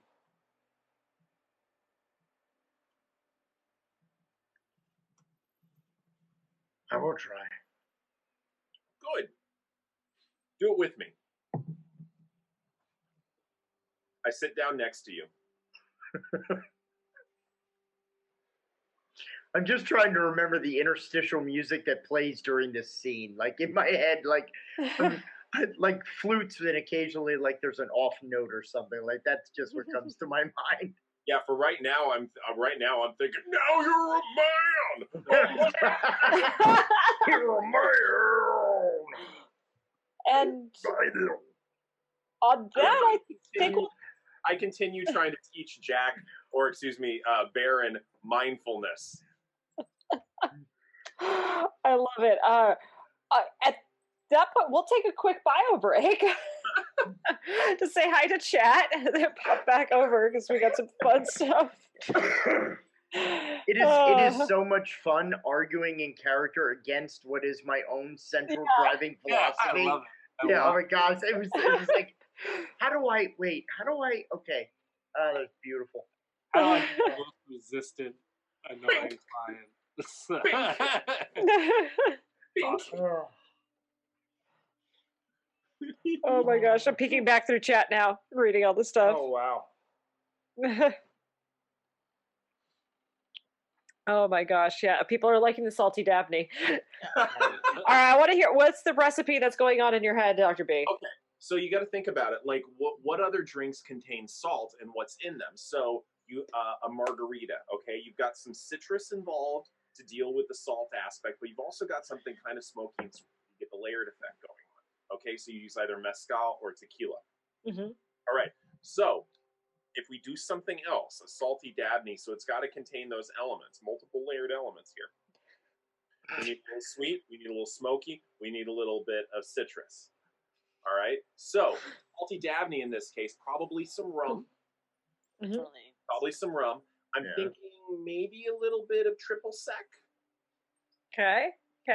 For that citrusy with a little bit of lemon juice as well. I'm gonna try this out. Okay, so lemon juice, rum with the salt, and sugar with a salted rim. Interesting. I'm gonna try it. All right. We need to have these at PAX Unplugged. I'm legitimately going to experiment with this to see what I can come up with. And throw a little bit of mint for a little bit of herbal flavor for this. And then at this point, it's getting more like a mojito. A salty mojito feeling.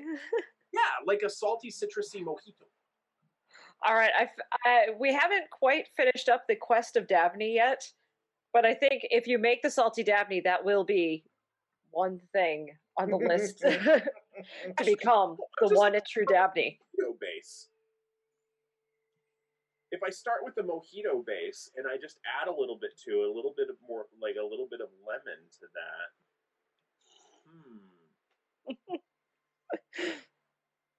Nice. No, I'm gonna try. I'm legitimately gonna go for this. Randall is saying the salty Dabney is rum. It's a pirate drink. It's just right. rum. No. Rum with the salted rim. Definitely rum, hence the mojito. If you wanted some juicy mixed citrus, I mean, there's also I'll be interested to see what we get with this. Oh no, this is gonna be no. I'm gonna play around with this. I'm gonna go get some white rum because I don't generally carry white rum. I only have the dark rum. Rum with a pinch of salt. Yeah, we rim it, or It's just a glass of rum. A rum With a salted sidecar. rim. I think that's what it should be. Rum sidecar. It does need to have a little bit of more than just rum and salt. This has edible glitter sprinkled in. No, Oh, Yes. oh my god, Salt rim, rum glass, hold edible on. glitter. But if we start with a hurricane base instead, we do. Oh, we start with a hurricane base because that's got rum in it, and it's Rum. Salted ice. yeah. No, I think the ice. Ice cubes with a little bit of food coloring in them to give them a rainbow. No, so It there's takes so much work to make. okay. It does. Well, come on. The salty Daphne is a fussy drink. Sure. Yeah. You're not wrong. All right. I do need to know though, what is Baron's pirate name going to be? Ooh. Drinks and when did D&D become Drinks and Daphne? It's always been that. What It's is it just now not? getting included Yeah. in the process.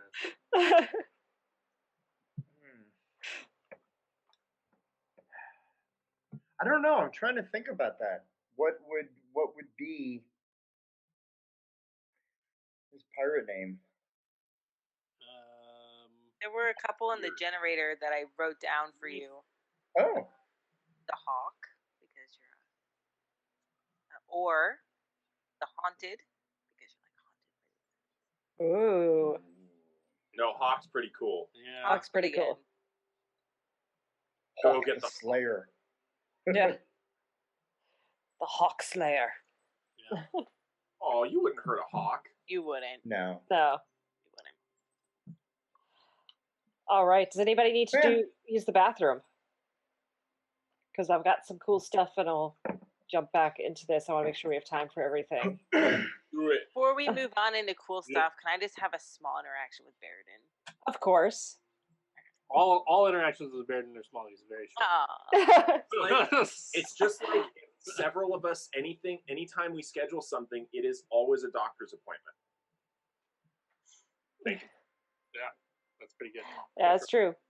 Ooh. Three of us, all appointments are doctor's appointments. No, Yes. I'm digging all of Randall's suggestions about starting as a Moscow Mule because that is the most incredible drink ever. Or a Dark and Stormy. No, I don't dig on dark and stormies. I don't. Really? No. I'm really picky about my rum drinks. You could have just stopped after the first couple of words there. Wait a minute here. That's the difference between a connoisseur and a snob. I will drink just about anything. The joke used to be my favorite drink was called "Here, try this." That's the potion of wonder, right? Right? Yes, it is. I wonder what's in this.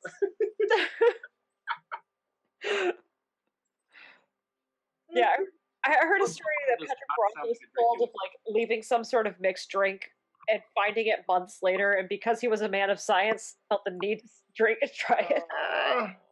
Actually, at a friend's wedding, we made Jello shots for them, and they were in a cooler that we discovered 6 months later when they moved. And of course, thankfully, the typical maleness that I do not feel the need to ascribe to, same kind of thing of like, hey, let's try this dog shock collar and like see who can have the highest number. I'm like, no, I'm good. I'm good on that. And like shots of liquor with chest rub in it, like all this weird stuff. So yeah, it was gross. Remind me to show you some videos. Of It's the same effect of somebody going like, "Ah!"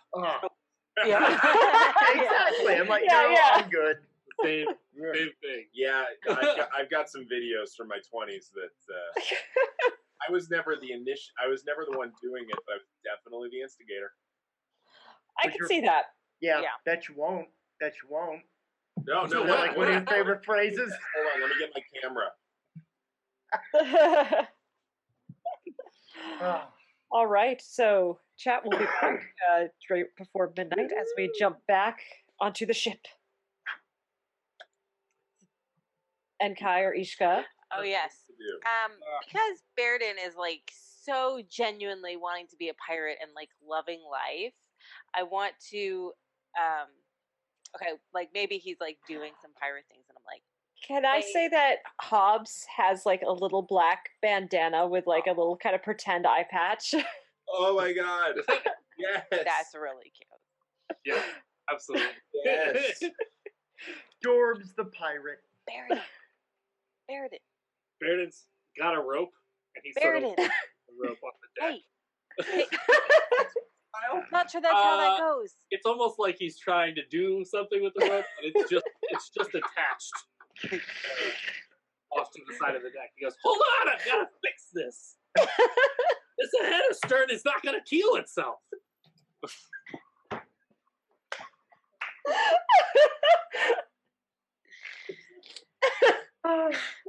You're working so hard. All right, I think that'll probably do it. Whoa! Pirating's hard work. It is. But you know, Baeridin, I really feel like you've earned your place on the ship, and I got you a little gift. A gift. And I reach into my pocket and I give Baeridin an eye patch. I've earned my eye patch. You're a real Wow. pirate now, Bear Which Claw. one do I put it on? Maybe to match Hobbs. If I do both, I can't see anything. No, not both. Not both.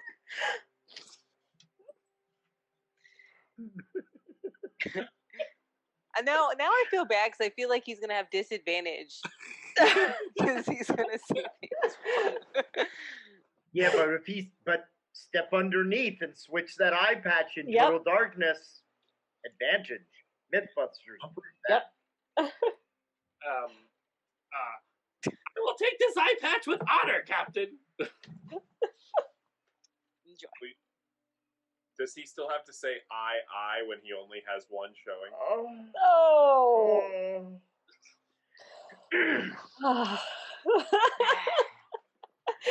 The face of a good pun made. Dad joke Dabney strikes again. Yeah. All right. I'm gonna add an eye patch to my inventory. Yes, you should. Yes. Enkai. During one of the nights, you're standing out on the bow of the ship, just kind of. I imagine for her, it's one of her favorite places just to watch the bow of the ship cutting through the water and seeing the splash, and sometimes see dolphins or other creatures come up and play along the bow waves. And you're kind of just sitting up there, just kind of like lulling yourself into this sleep, just nodding off, shaking your head and nodding off again. And you feel this sense of weightlessness and floating and just expanse out all before you. And you look down below you and you see coral, but not coral like coral the size of houses. And you see this one like entryway that you're feel yourself being drawn into. And eventually coming up into this area where there's air inside. And sort of like this opulent, almost like courtroom looking place. And you imagine the blue gem that you have, and you can see this water elemental come out of it and before you, and it bows. And you look out and you see other aquatic type humanoid creatures, these fish people, you see tritons, you see some of the otter people, just all these different races and species that you know to live underwater bowing before you as you hear this voice. They all bow before you. Those who don't give you their respect, those who don't understand, they should know better. All shall bend a knee to you. And you kind of feel yourself come out of it. And the thing that wakes you is a shrill whistle from up on the top. And one of the riggers comes swinging down and lands next to you. Ship captain! She's smaller one, seemingly all on her own. What do you say? Well, let's see. I imagine there's a place I can go to get a better view of this ship. Yeah, I'd say probably you would know to climb up the crow's nest. Yeah. All right. So you go up. Go ahead and make a perception check with advantage because you get to use a spyglass for this. Oh, excellent. 25. 25. So coming up, it's just getting to be dawn. And you see a smaller sailing vessel, probably Mile or so ahead of you, maybe a little more, a little less. Distance, exact distance is hard to say. Very well made. By the size of it, you're guessing it's only going to be able to hold a very small amount of crew. Actually, give me a history check. 10. Not a trade vessel. It could be someone's like personal transport. It's about that kind of size. But it looks well maintained. Sails look newish. Let's go say hello. Ha! And you see this rigger again, like just grab one of the lines and swing on down, and it just very, very excited as you three are hearing all this commotion start to happen on the ship. What's happening?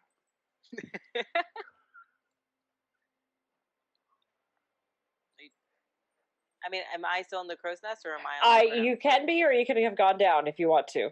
I think I probably would have gone down to help, like, prepare to board this person's ship.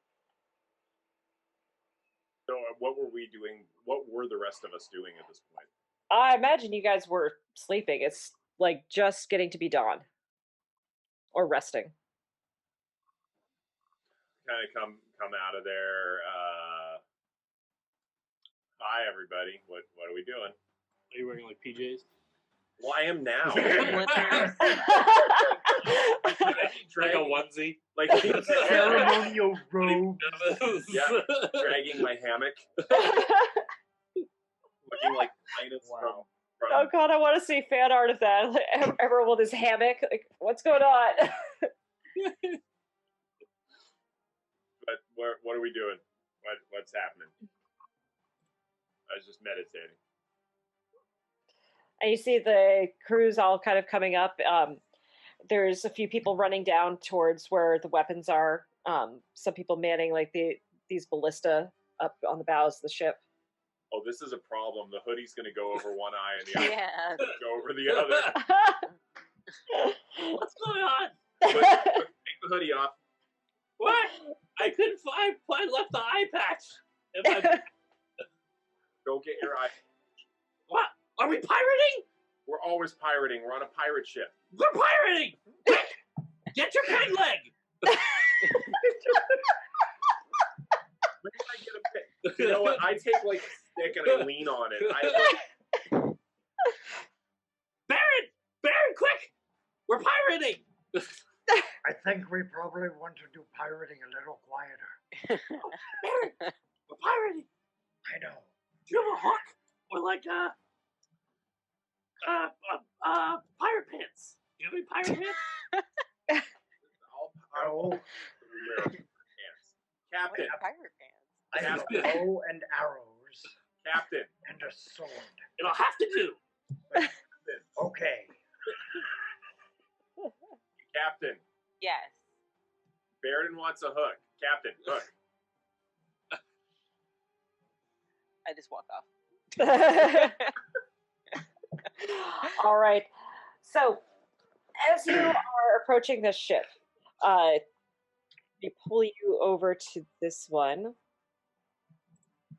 It is a smaller ship, so it is a bit more maneuverable than yours. This is a pretty large map because you guys move fast. So you are the larger ship towards the back, and they're the smaller one. At this point, you have gained on them. Oh, wow. And I'll say, Enkai, you can roll initiative for the ship. I'm going to roll initiative for the other ship. 11. I got a nat 20. Oh, nice. Why are we facing the ship? Because they're pirates. Because we're pirates. This is what we do. This is how we make our living. We're just attacking some other pirates. Are we going to kill them? No. Maybe? No, probably not. All right. No killing. I'd like to think, like, actually, and it was, like, in my backstory, like, as a captain, like, I don't really kill people unless they're, like, trying to attack me and kill me. I work more on the power of persuasion. All right. So they change their headings, not quite that much, slightly. Pulling away from you. They would get a little bit further. And for the sake of this, wind is coming from basically from behind you guys, or from the bottom of the page. I attack C6. Yes. Yes, yeah. Yeah. All right. Ishka, the ship is yours. You are the captain. Shoot. Okay. Well, I have to move closer. Right. What can my ship do? Okay. Move up to the speed of the ship's sails. Should I punch the sails? Because remember, I can punch air really hard. So I you should just have take 3 actions. Yep. Okay. So I want to move All right. towards the other boat. All right. I don't really want to attack the boat. I kind of want to move towards the boat and then like throw a rope with the grappling hook and like grapple onto the other boat. Okay. So you would probably need to be within 20, like, you could do it if you got within 30 feet, but you would need to be more like within 20 feet. Okay. Another thing that you could do as well, for the sake of this, I'll try to put some sails on the ships really quickly. If you got between the boat and the source of the wind, you can block their wind and all them out. Okay. So I can try to do the control helm.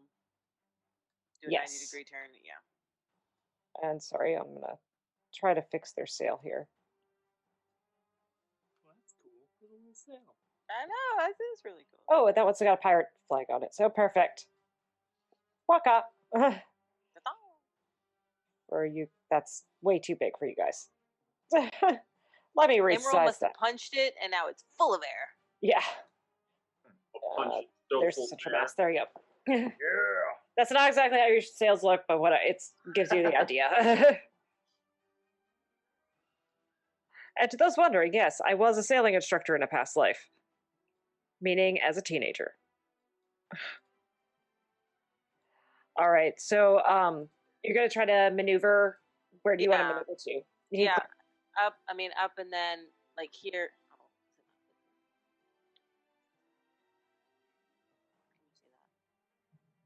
Are you clicking on there? So I am. where are you picking? Click and hold. So you've moved as far as you can move up right now. Okay. If you wanted to, you could have moved like more here. Yeah, because if I want to block their wind, can I move like there and then I guess turn sideways? All right.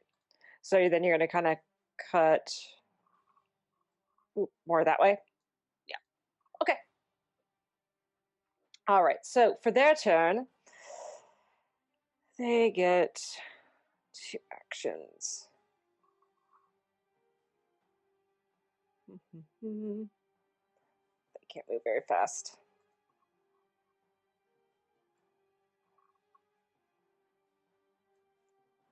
I'm going to move up here, and then you hear the ship, everyone on the ship calling out as they actually do a jibe and cross the wind to change their direction. Are they tacking into the wind now? No, they did a jibe. Oh. Tack is the bow goes across the wind, a jibe as the stern goes across the wind. It's been a while. Get with it, Immeral. I didn't know that.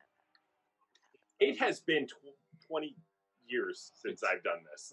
It's part of the trio. Oh, that's right. Yeah. Okay. That's right. Yeah. But it's in order first. Right. First you jump, then you jive, then you wave. Got it.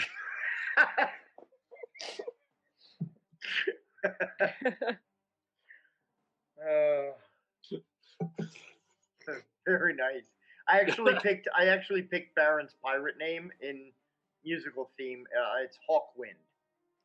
I like it. Oh. Nice. Nice. A little bit of an honor to Mr. Lemmy Killmeister. So Okay. So I guess I'd like to move. Alrighty. Ping I'm where gonna- you want to take it to. Well, can I go over and up? So I want to go over, so I'm blocking their wind, but I also want to go like closer. Okay. So, yeah, you'd be able to get like there. Hook on. I know, throw the hooks. Be back just I a feel little like Immeral would be up there. bit. Actually, All right. if you want that to be the case. All right, so go ahead and make a check with the ballista. So this is a +6 to hit. We'll say the ballista has the grappling hook so you can pull. So +6, 19. 19, yeah, that's gonna hit it. And with that, you guys hook onto the ship, pull it closer. What happens next? Well, I mean, I definitely want to slide. I feel like I would go with Immeral and maybe some of just fighters on the ship and And coming on, you immediately see a female captain, a turtle, and a Triton type person. Enkai, give me a quick wisdom saving throw.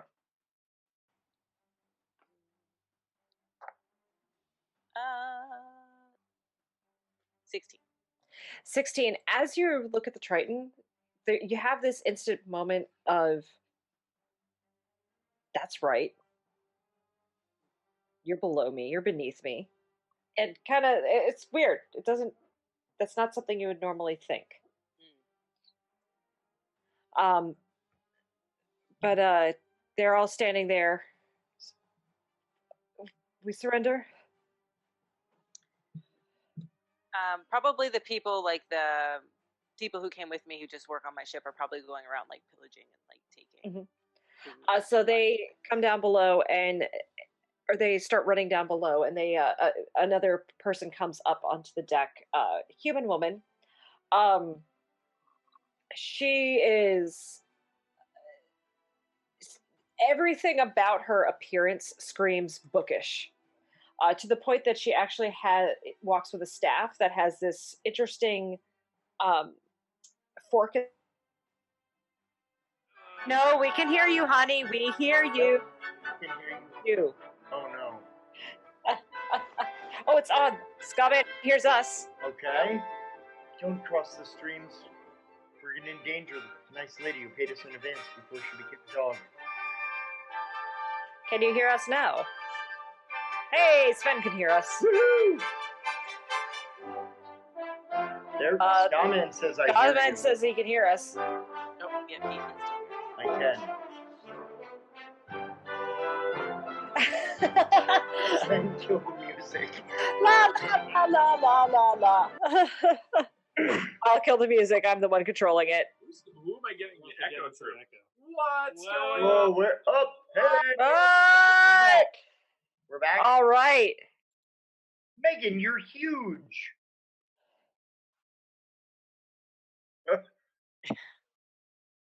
We're all in the wrong spots. There's no more roll 20 stuff tonight, so if you just want to throw up the whole Zoom picture. Get in there. Dr. B and I are Baron right now. I am Megan. I'm in Yes! the right place. Rachel's amazing. So that means Rachel's the witch. Yeah, Your no. dark sorcery. This will probably make more sense to everybody if they can actually hear me talking too. Hold on, I'm trying to fix this. Sven is fixing things. They can hear me now. I actually turned myself back on. Well, Sven turned himself back on, and I'm repeating what he says for no reason at all. I have one job on this ship.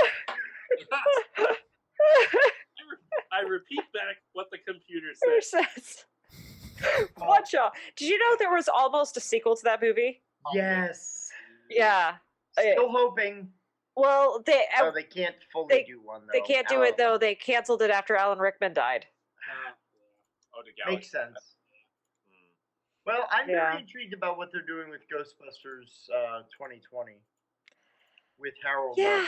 in there. I don't know how I feel about that. I am most definitely loving my Harold Ramis. Yeah, I like Ghostbusters. Like, I don't just, yeah, there were things. All right, Anywho, there. Are we fixed? I fixed it. Hey! So, back to dark and stormy. All right. So, as I was saying before our internet decided to drop, thank you AT&T. What they do with the bad service, they can get the bad plug. It does drop out about this time every night almost. It's really frustrating. But consistent.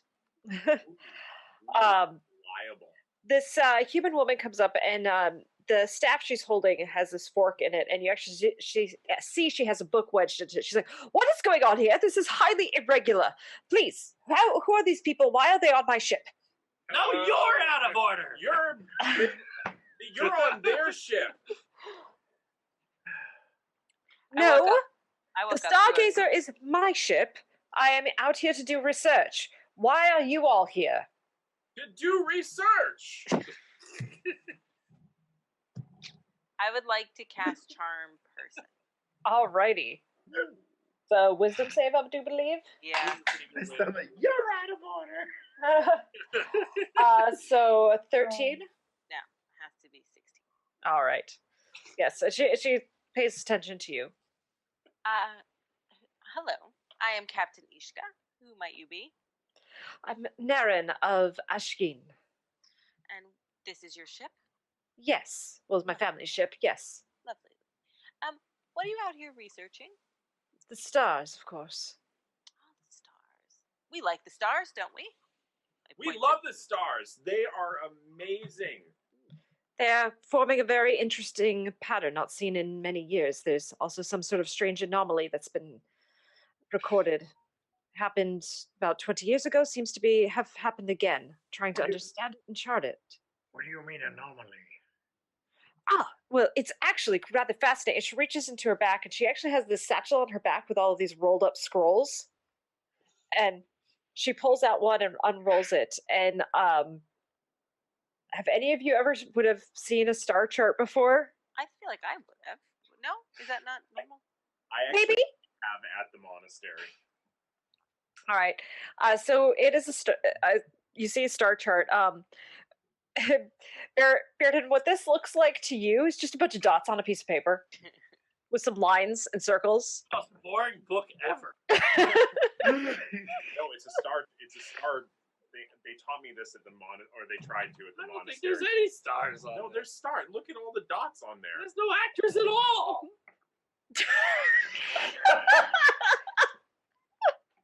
Okay, so It's sprinkles. barely any famous No, people. that's those sprinkles that will get us places. Donut sprinkles? Or cookie sprinkles. So, 20 years ago,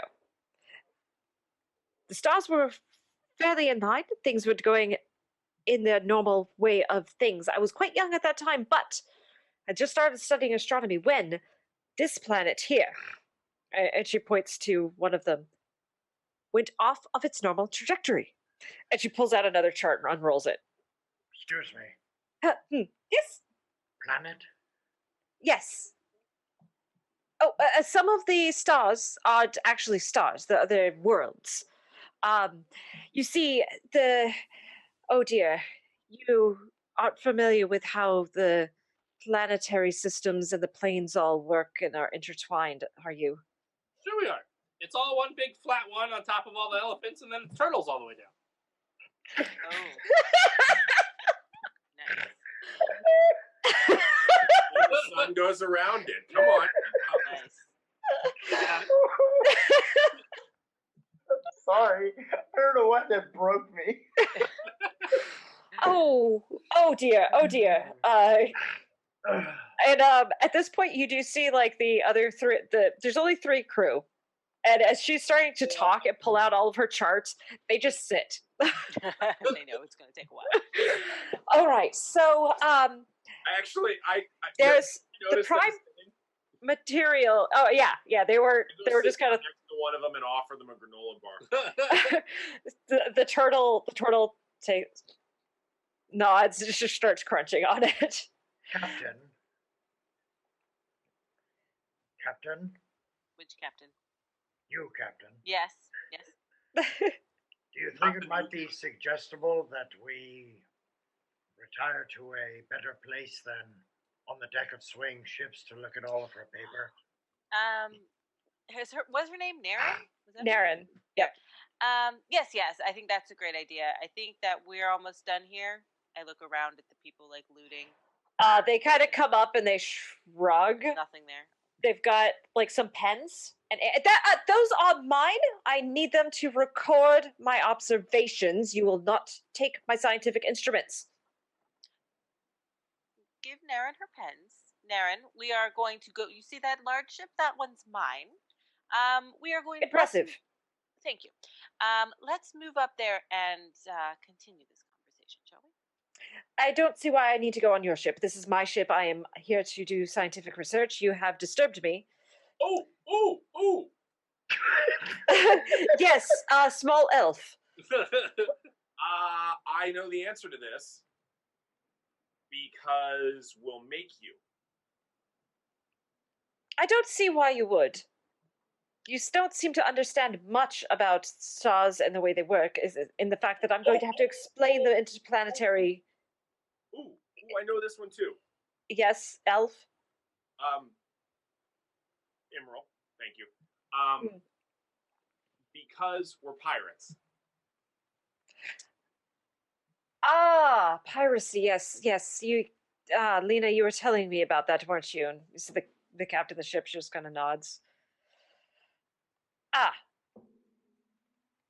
right. We don't want to hurt you. We're very interested in what you're researching. I, in particular, am interested in this anomaly in the patterns of stars that you are talking about. I'm very interested. We think on ship would be a better place to talk about it than here in the wild open. Well, fair enough. Hold on. I have to get some other notes. And she goes down below and comes back with like a front satchel filled with scrolls. I turn over. That was easy. See, pirate life, it looks good on you. You're not hurting my crew, right? Oh no, they're coming with us. Don't worry. What are you doing with my ship? It'll stay Coming with anchored. us, I bet. What'd you say? It's coming with us, I bet.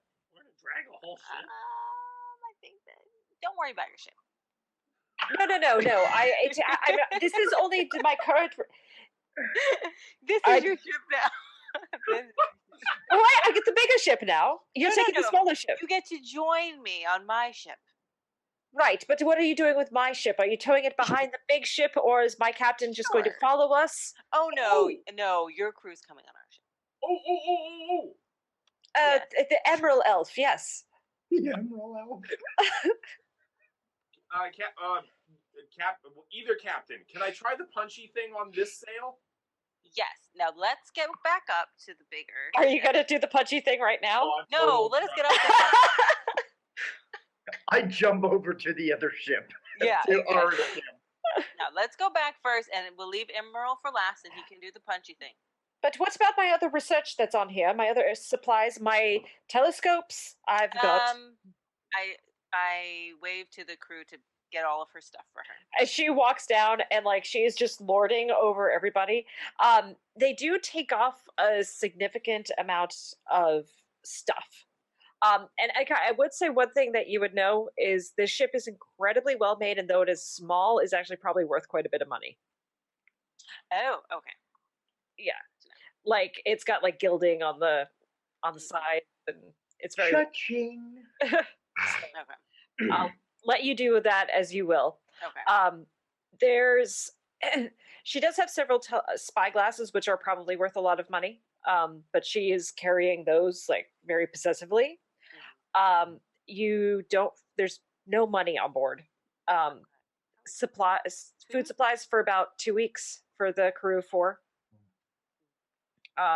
Even like this is most definitely like a wealthy man's ship. Naren's quarters are spacious for a ship, but still pretty small. And the captain's room / chart room has mostly been taken over by her research. It seems like all 3 crew were sleeping in hammocks up towards the bow. What port did you come from? We came from God, I'm blanking on my own world's names right now. From Lovell. My family's holds more inland, but Lovell was the closest port town to us. All right. Well, let's get your things. And Immeral and Baeridin, that's where you guys started all this. Oh. Okay. But by the way, so when Enkai finally, That was the town with the person that teleported us to the jungle. Yep. Oh my goodness. I don't think we're going there. Don't get your hopes up. Somebody there. So when Enkai comes back up to the main deck, Immeral is going to be trying to get Rose's attention. He's like, "No, look, seriously, I can punch the air really hard, and I'm going to do it at the sail, like right now, and it's going to make it go faster." So, what are you doing with the small ship? Are you just going to let it drift off to sea, or are you going to have people take it in to go try and I sell will. it? I'm going to have people take it into a port, not Port Lovell. Mm-hmm. I was going to find out what port was the closest port and have them take it in, and then we will meet them. Like, they'll go and sell it, and then we'll come and, like, dock and then, like, pick them back up and get the money. Okay. Where you all are, Lovell's quite a ways away. Okay, good. I didn't want, like, people to recognize her. Yeah, they've probably been out to sea for quite a while, and possibly restocked. It is, so there's like how to describe this, like a peninsula type town, kingdom, and then another peninsula type kingdom. Lorvel's up here, so if you guys would go sail it down here, Okay. it takes you out of the way though, or you could have it follow you up around and actually like go towards Jericho again and sell it there. That's a long ways, but how many weeks would it take to get to Jericho? It will probably take you guys another 2 weeks to get there. And we've been sailing for how long? Just this is the end of the first week. Okay, so it'd be 3 weeks without. How many songs can we sing to keep them happy on those 3 weeks if we don't go into port? It just the DC for the persuasion to keep morale up goes up by 2 for every week. You don't stop for a night. Okay. Yeah. Let's, I guess, sail to Jericho. Okay. All right. So we can like ungrapple, and then Immeral can try and shoot his arrow. Okay. So is Immeral going to stay on the smaller ship? No, from the big ship, because I really don't want him to actually damage the ship. All right. Who all is on the little? Like I assume like you're just 3 of your more trusted crew. 3 of my more trusted crew, and then maybe like one of the named people, like maybe like Half Jacket, like the boatswain, like somebody like in the inner circle, just to make sure. Okay. Yeah. So yep, Half Jacket, and then a couple of like the riggers. Would you want to keep one of their original crew on there for someone who just kind of knows the ship, or I'll leave the train. Okay. Very good. And so the Tortle and the other ship captain come aboard. Gotta keep the Tortle. Come on. Yeah. Corey Speckleback. Oh my god. Even more. We're gonna be best friends now, right? What? Power. Oh. Corey Speckleback. As you go down though and are showing Naren down, she's make an insight check. 19. She still doesn't seem to really understand exactly what's happened. I just Um, pat her on the back as we She go down. like sees your chart room and she immediately like rolls up the charts like she efficiently. She's not like throwing stuff on the floor, but then starts spreading the charts out. She spreads this one out that has these circles with all of these outer circles on them, and she's like, so this is the universe essentially as we understand it. It's not a perfect representation, of course. These things are not exact, but the prime material being in the center, which borders upon the Feywild and Shadowfell, which also connects us to the elemental planes of earth, air, water, and fire. Then there are the outer planes and the space in between them. Now, it's not quite understood that if these outer planes are actually indeed the planets that we observe in the skies, but there does seem to be some sort of connection between them. That plane shifting happens easier when the planets are in certain alignments than in others. The anomaly that we're looking at caused one of the planets that's here. And she points towards one of the circles that has these two triangles connected to it, knocking this planet specifically off its course and pushing it towards this formation that's not been seen in thousands of years. It's fascinating and has to be studied in great detail. Well, hold on a second. Back up a little. Yes. This is So, a piece of paper with writing on it? this is a piece of paper with writing on it, yes. Oh, I lost it from there, but... Now. Oh, I gotta watch the sale. I'm gonna go hunt the sale now. All right. So as the other ship gets unhooked, Emerald, go ahead and do your roll for Fist of Unbroken Air. Oh, I'm gonna crank it up too. Okay. Oh, no. You're at a distance. We're gonna make How? it What's next. the range on Well, this? I'd say like this is just it's been lifted, so I mean he is compressing air. Okay. What'd you get? Hold on. So, well, I mean, what the way it works? What am I rolling for here? Roll the damage. Hot diggity. Okay, we're picking it up to You damage my moneymaker. Oh, okay. How high can I crank that at this level? Well, let's just say 40. Okay.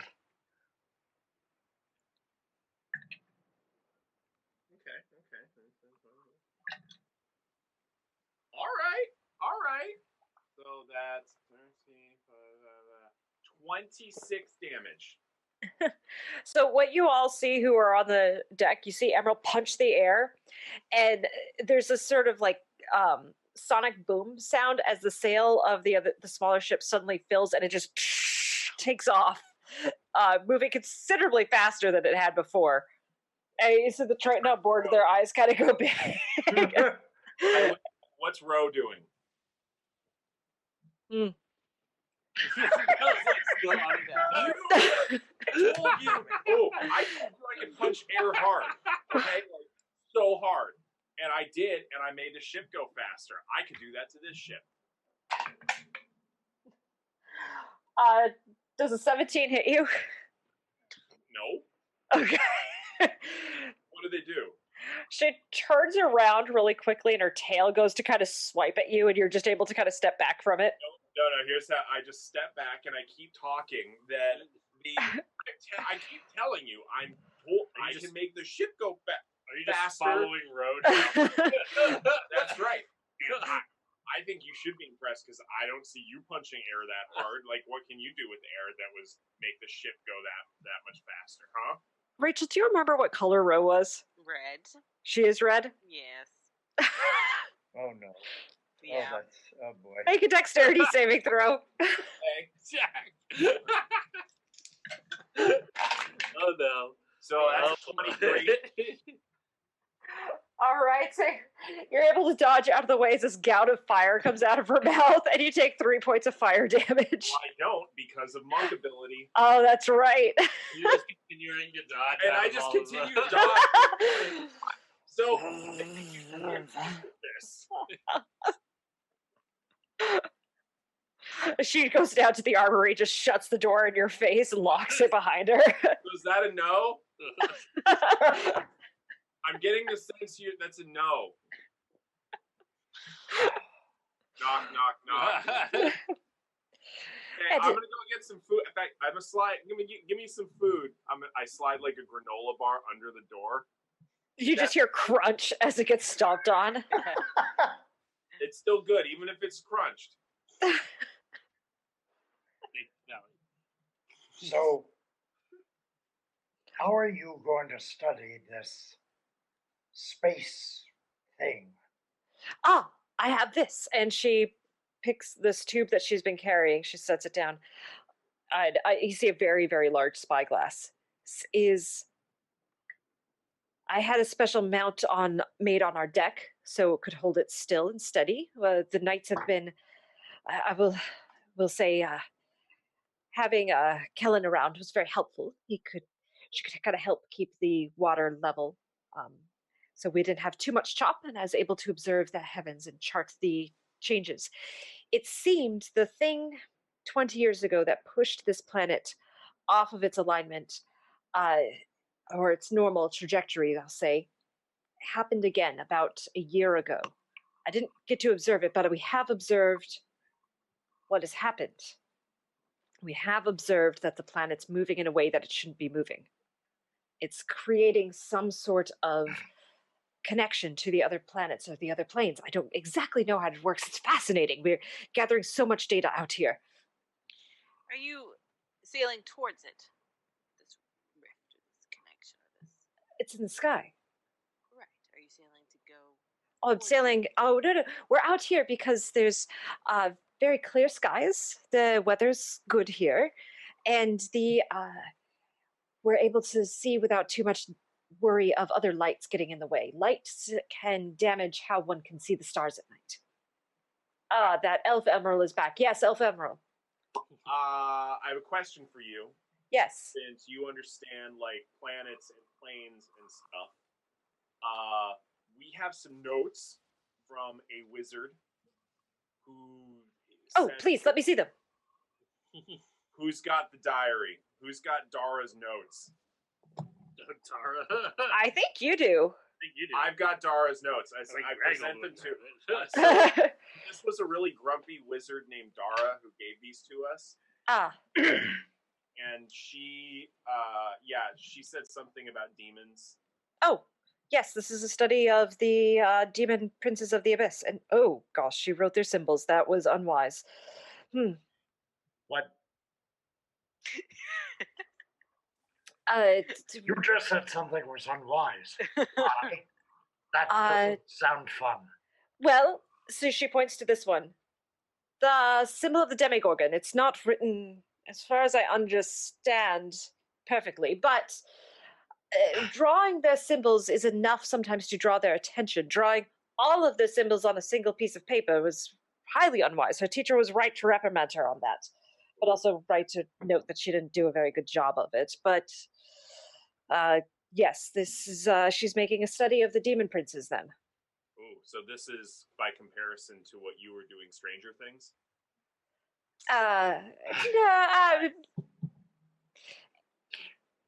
Actually, she's kind of looking at the paper and she looks down. I'm just gonna Tommaso. kick this into the ground. Yeah. Not even subtle. Interesting. That's a good, interesting coincidence. What is? The planet that got out of a line, it's seems to be related to the abyss. That means You all really haven't been to school, have you, at all? Oh dear, someone's been neglecting your studies. We've attended different classes. Fascinating, I'm sure.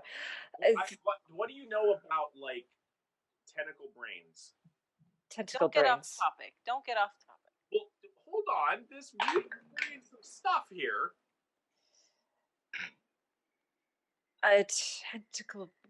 Are you? What did they call them? I need more context. I'm sorry. Are you talking about like giant squids? Well, no. Elder brains, I think they were called. The illithid. Bless you.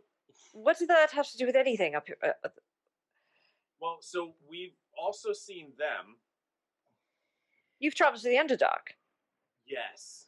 Oh, fascinating. I would love to. What is it like to know people who don't understand and have a concept of the sky? And she pulls out a notebook. Well, let's not Really re. grouchy. Last Yeah. time Immeral did that, he started a fire. So let's go back to talking about the planets. But the book, the Abyss, and Yes. Yes, the Abyss is the home of all the demons. right. Oh. What about like the zombies that we saw?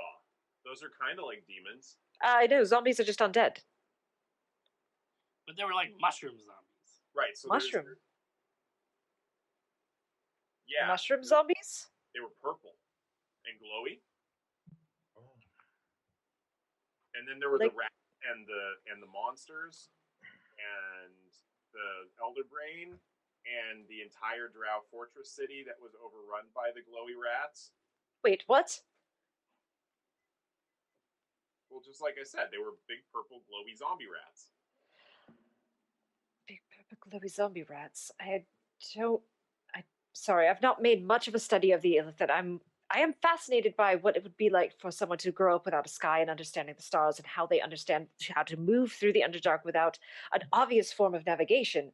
I imagine that the races and species that live in the Underdark might actually have some form of sense of magnetism and are able to feel magnetic pulls, which might let them know what direction things are, just as we are able to look up at the sun or at the stars and planets to understand how to move through the world. Oh, Not very good. he seems to have a headache. Is there a risk The of world this using abyss? my legs. None of this is relevant. What is the risk of the planet of the abyss being knocked out of whatever Well, its path was, or is there it's- something that needs to be stopped? I don't exactly know. It's not anything that we could stop. You can't stop the movement of a planet. It's far, far too big. But what it's doing is each of these outer realms, each of these things is tied to some sort of planet that we can see in our night sky. It's not like, from what I'm been able to gather from the research and what other people have done, it's not a simple thing of like you travel to that other planet and you're certainly there. It's something like they're this shadow or connection somehow. But depending on the rate that they're moving and depending on where we are in relation to those planets, it changes how close things are. Now, the abyss sometimes is closer to our material plane than it is at other times, but the alignment of the planets right now is suggesting something very interesting, that it's not only close to us, but it's close to some of the other planets as well. So this is like pizza crusts or pizza dough being moved farther away from each other depending on where the planets are? Do you have like a tray of water? Let's see. Do we have any water? Sure. Yeah, it's Yeah, a like you everywhere, get but not a drop yeah. to drink. you get like a barrel, and she gets like little bits of cork, and you do see her use a little bit of magic. She doesn't strike you as like a wizard, but she seems to have a little bit of magical ability to kind of hold them in place, and then she kind of sets them spinning around. And so in like this, we'll say you're using a water barrel. She's able to get all of the, and it's not like our solar system where there's like a sun and just 8 or 9 planets depending on when you went to school. Pluto. Yes. That's messed up. There are over 20 planets orbiting around. And you're kind of watching them. And sometimes like some are moving faster, some are moving slower. Just like to stop the motion of these things takes incredible force. Nothing's been able to stop them. They are just pulled by the weave, by fate. I don't exactly understand what it is, but something happened here, essentially like this. And she pushes on one of the planets, and it moves suddenly quicker, and its orbit starts to sync with a few other planets. And then a year ago, or thereabouts, again, and she pushed it again. And now it's at a place where it's not supposed to be, which is fascinating. I'm trying to understand how and why and what happened. Go with that. What was going on? Or is it dangerous? Possibly? I don't know. I mean, Everything in the abyss is supposed to be chained away and locked up. It's my understanding when I did demonology was that they're all locked away. Megan was a year ago when we encountered the brain. No, it was only a few months ago. Oh, we've only been at this a few months. My God, About 6 months. It's like 2.5 years. 2.5 years in real time. I will say though, actually, make just for Immeral and Baeridin, make a history check. We all know I'm great at history. Oh, I'm so great at history. 19. 19. Are you freaking kidding me? I'm hungry. I'm not paying attention. What'd you get? Oh, Errol, you're not putting anything together. Baeridin, like, you haven't been able to follow along with a lot of this, but like one of the things that you're thinking about was that just catching us about a year ago. Dick said he got here about a year ago. Oh. Hey, do you remember that guy with the heads? Well, most people we encounter have heads. I mean, unless Baeridin gets there, unless Gragnold gets there. The guy I take off their heads. The guy with an abundance of heads, you mean Gragnold. He has a lot of them because he collects them. He does have a lot of them. That lizard guy with his funny friend that was with him but not with him. Oh, Dick and Marty? Yeah! They said they got here about a year ago. Huh. The one the Pelorians are now calling the Star Child? We don't know if that's true. We kind of were thinking that's true, and then we were thinking that might not be true, and then we were thinking it was true again, and I can't follow that. I'm gonna go with it's true. Okay. What's this? What's this about? A Dick and Marty? What? It's Well, yeah. So offensive there were names. people trapped in one person, and they argued a lot, but I think they were related. Okay. Like one was the grandson. Ah. We went on an adventure with them. They were very odd, Yeah, but helpful sometimes. they argued a lot. The grandpa was mean. Yeah, And where did they come from? that's what we call any of the jokes. I guess all of them were dick jokes. Yeah. Well, we don't know. They arrived like a year ago. Yeah, they said they were from some other world or something. Yeah, and now we think the Pelorians are honoring them as their star child. Wait, how did the Pelorians tie into that? They've been very, very disruptive recently. Well, they took our friends Dick and Marty, or friend Dick and Marty. We don't know if it's plural. What is this thing with a star child? I'm very confused. Well, they called him the Star the name Child. they Them have the for Star Child? Him? We Just never go with figured that. out if it was one or two people in there. I'll say the phrasing that was said was, "Why do you have the vestige of the star child on you?" Why the Pelorians asked, "Why do you have the vestige of the Star Child on you?" Star child. That's what they're calling their new prophet person, right? Yeah, and we think that's our friend Dick and Marty. So wait, if he got here a year ago, how is it that he's their prophet that they've had with them for over 10 years? Yeah, that's a good question. That's a really good question. He was pretty clever. It's an excellent question.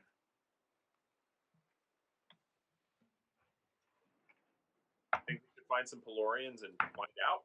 Yeah.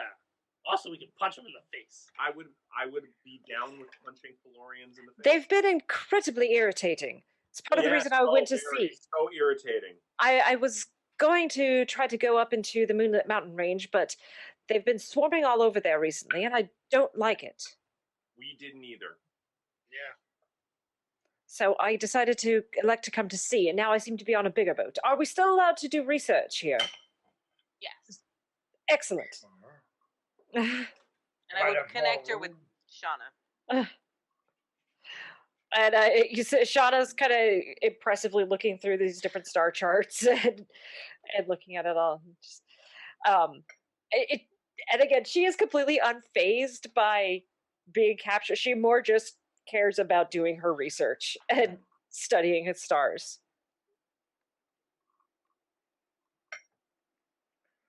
Carry on. Let us know if you discover anything else. I will require continual use of this room. You all take that up with Shayna. Excellent. Jenna, I require continual use of this room. And like, like it's not obvious. She's noble. She's just used to being listened to and having everybody follow with what she says. I think she knows like valuable information, so I feel like we're like, okay, she's alright. She also kept Dara's notes. Am I watching? I'm watching her order people around. Mm-hmm. Yeah. You don't hear the word "no" a lot, do you? Why would I? Yeah, that's what I thought. No. I imagine this role being played by Daphne Zanuga. Elf Emerald, pass me that book there, please. No. I said, I'll do please. Don't Thank do you. it. There you go. Thank you, small one. That is no, wait. Bear Claw. Bear Claw. Those yummy treats, correct? Yeah. Excellent. She starts thumbing through the book and kind of cross-referencing some stuff. Baeridin leans up against nearby the turtle and says, "Yeah, I've been a pirate for a long time. You see some stuff." Of course you have, child. Of course you have. You know, get around. You gotta know what a jig is. Like a hitch. Important stuff. Piracy. Whew. Let me see your hands. She kind of looks, and she kind of like examines your hands, and she kind of pats them. And her hands are very leathery and scaled over. She says, "You just keep safe. Keep close to the others on here. I'm sure you'll be fine." Oh, he's hardier than you think. They depend on me a lot. Tell me about yourself. You know, from the mountains, but the call of the sea was too strong.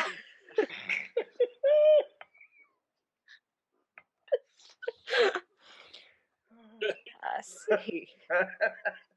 What part of the mountains you from? The Moonlit Mountains. And she will just continue to ask you questions about yourself. Baeridin answers honestly, but also continues to steer the conversation back to eventually winding up on a boat. Being a pirate. At some point, she'll pull out some rope and like start kind of showing you gently how to tie some knots. I think it's probably the closest Baeridin has gotten to actually learning something about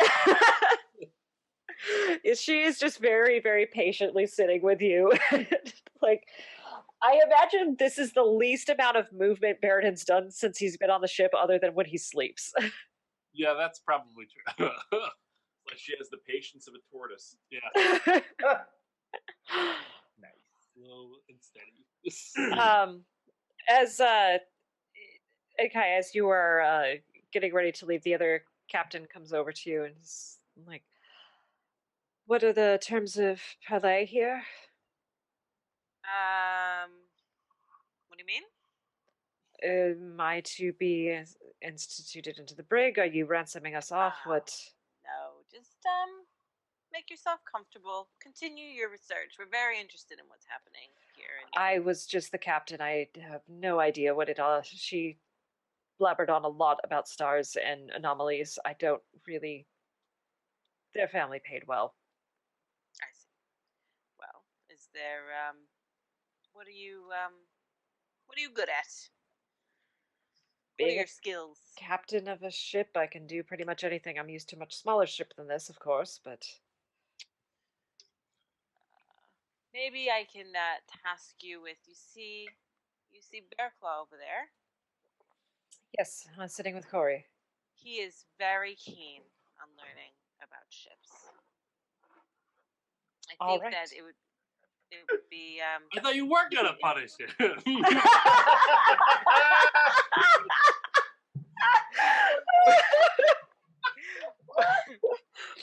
Why don't you see what you can teach him. Well, Corey seems to be having a good start at it. Other duties that you need me to perform? Do you need me to surrender my weapons? I inspect their weapons. What kind of weapons do they have? She's got a couple of daggers and a cutlass. You might have to protect yourself from that one. And I point at Immeral. Hello. See what I mean? Right. Yeah. Oh, I'm being beckoned. I stroll on over there. Hello. Hello. Hello. Thank you. All right. Thank you. She walks Did off. we lose Megan again? Oh no! No. Was it You're here. us? No. No. Oh. Wait. Oh, it's Game to Grow froze. No. Our connection is unstable. Ah! Ah! Internet. Oh, there they are. All right. We wonder. So I'm strolling over there. Hello. Yes. Oh, no, we actually got all that. Oh, okay. She walked away from you. Yep. Quietly. Goodbye. Well, we will go ahead and end this session there. So you guys have some new crew. What was the captain's name? Lena. Lena. And she's a human? She's a half elf. Sorry, if I said human, she's half elf. No, it's Naren who's a human. Yep, Naren is a human. Yeah. Yeah, so there's a heavy star motif on her as well. Like her hair is braided up and it ends in a star. And she's got like nice clothes on, not comfortable enough for being on the ocean, but like all with like a star pattern motif in everything she does. It reminds me a little bit of Tannis from Borderlands. Mhm. Level 36. On Borderlands? Uh-huh. Oh, that's better than me. I'm like 28. And that's like carving out time. Right? Yeah. The enemy of gaming is adulthood. Yes, it is. I loved this quote I read, like, being a kid is not having the money to buy all the games you want to play. Being an adult is not having time to play all the games you buy. So Yep. true. Mm-hmm. Skyman, I'm so jealous. There are so many games I am still on the tutorial level of that I'm like, I want to play this, but I don't have time.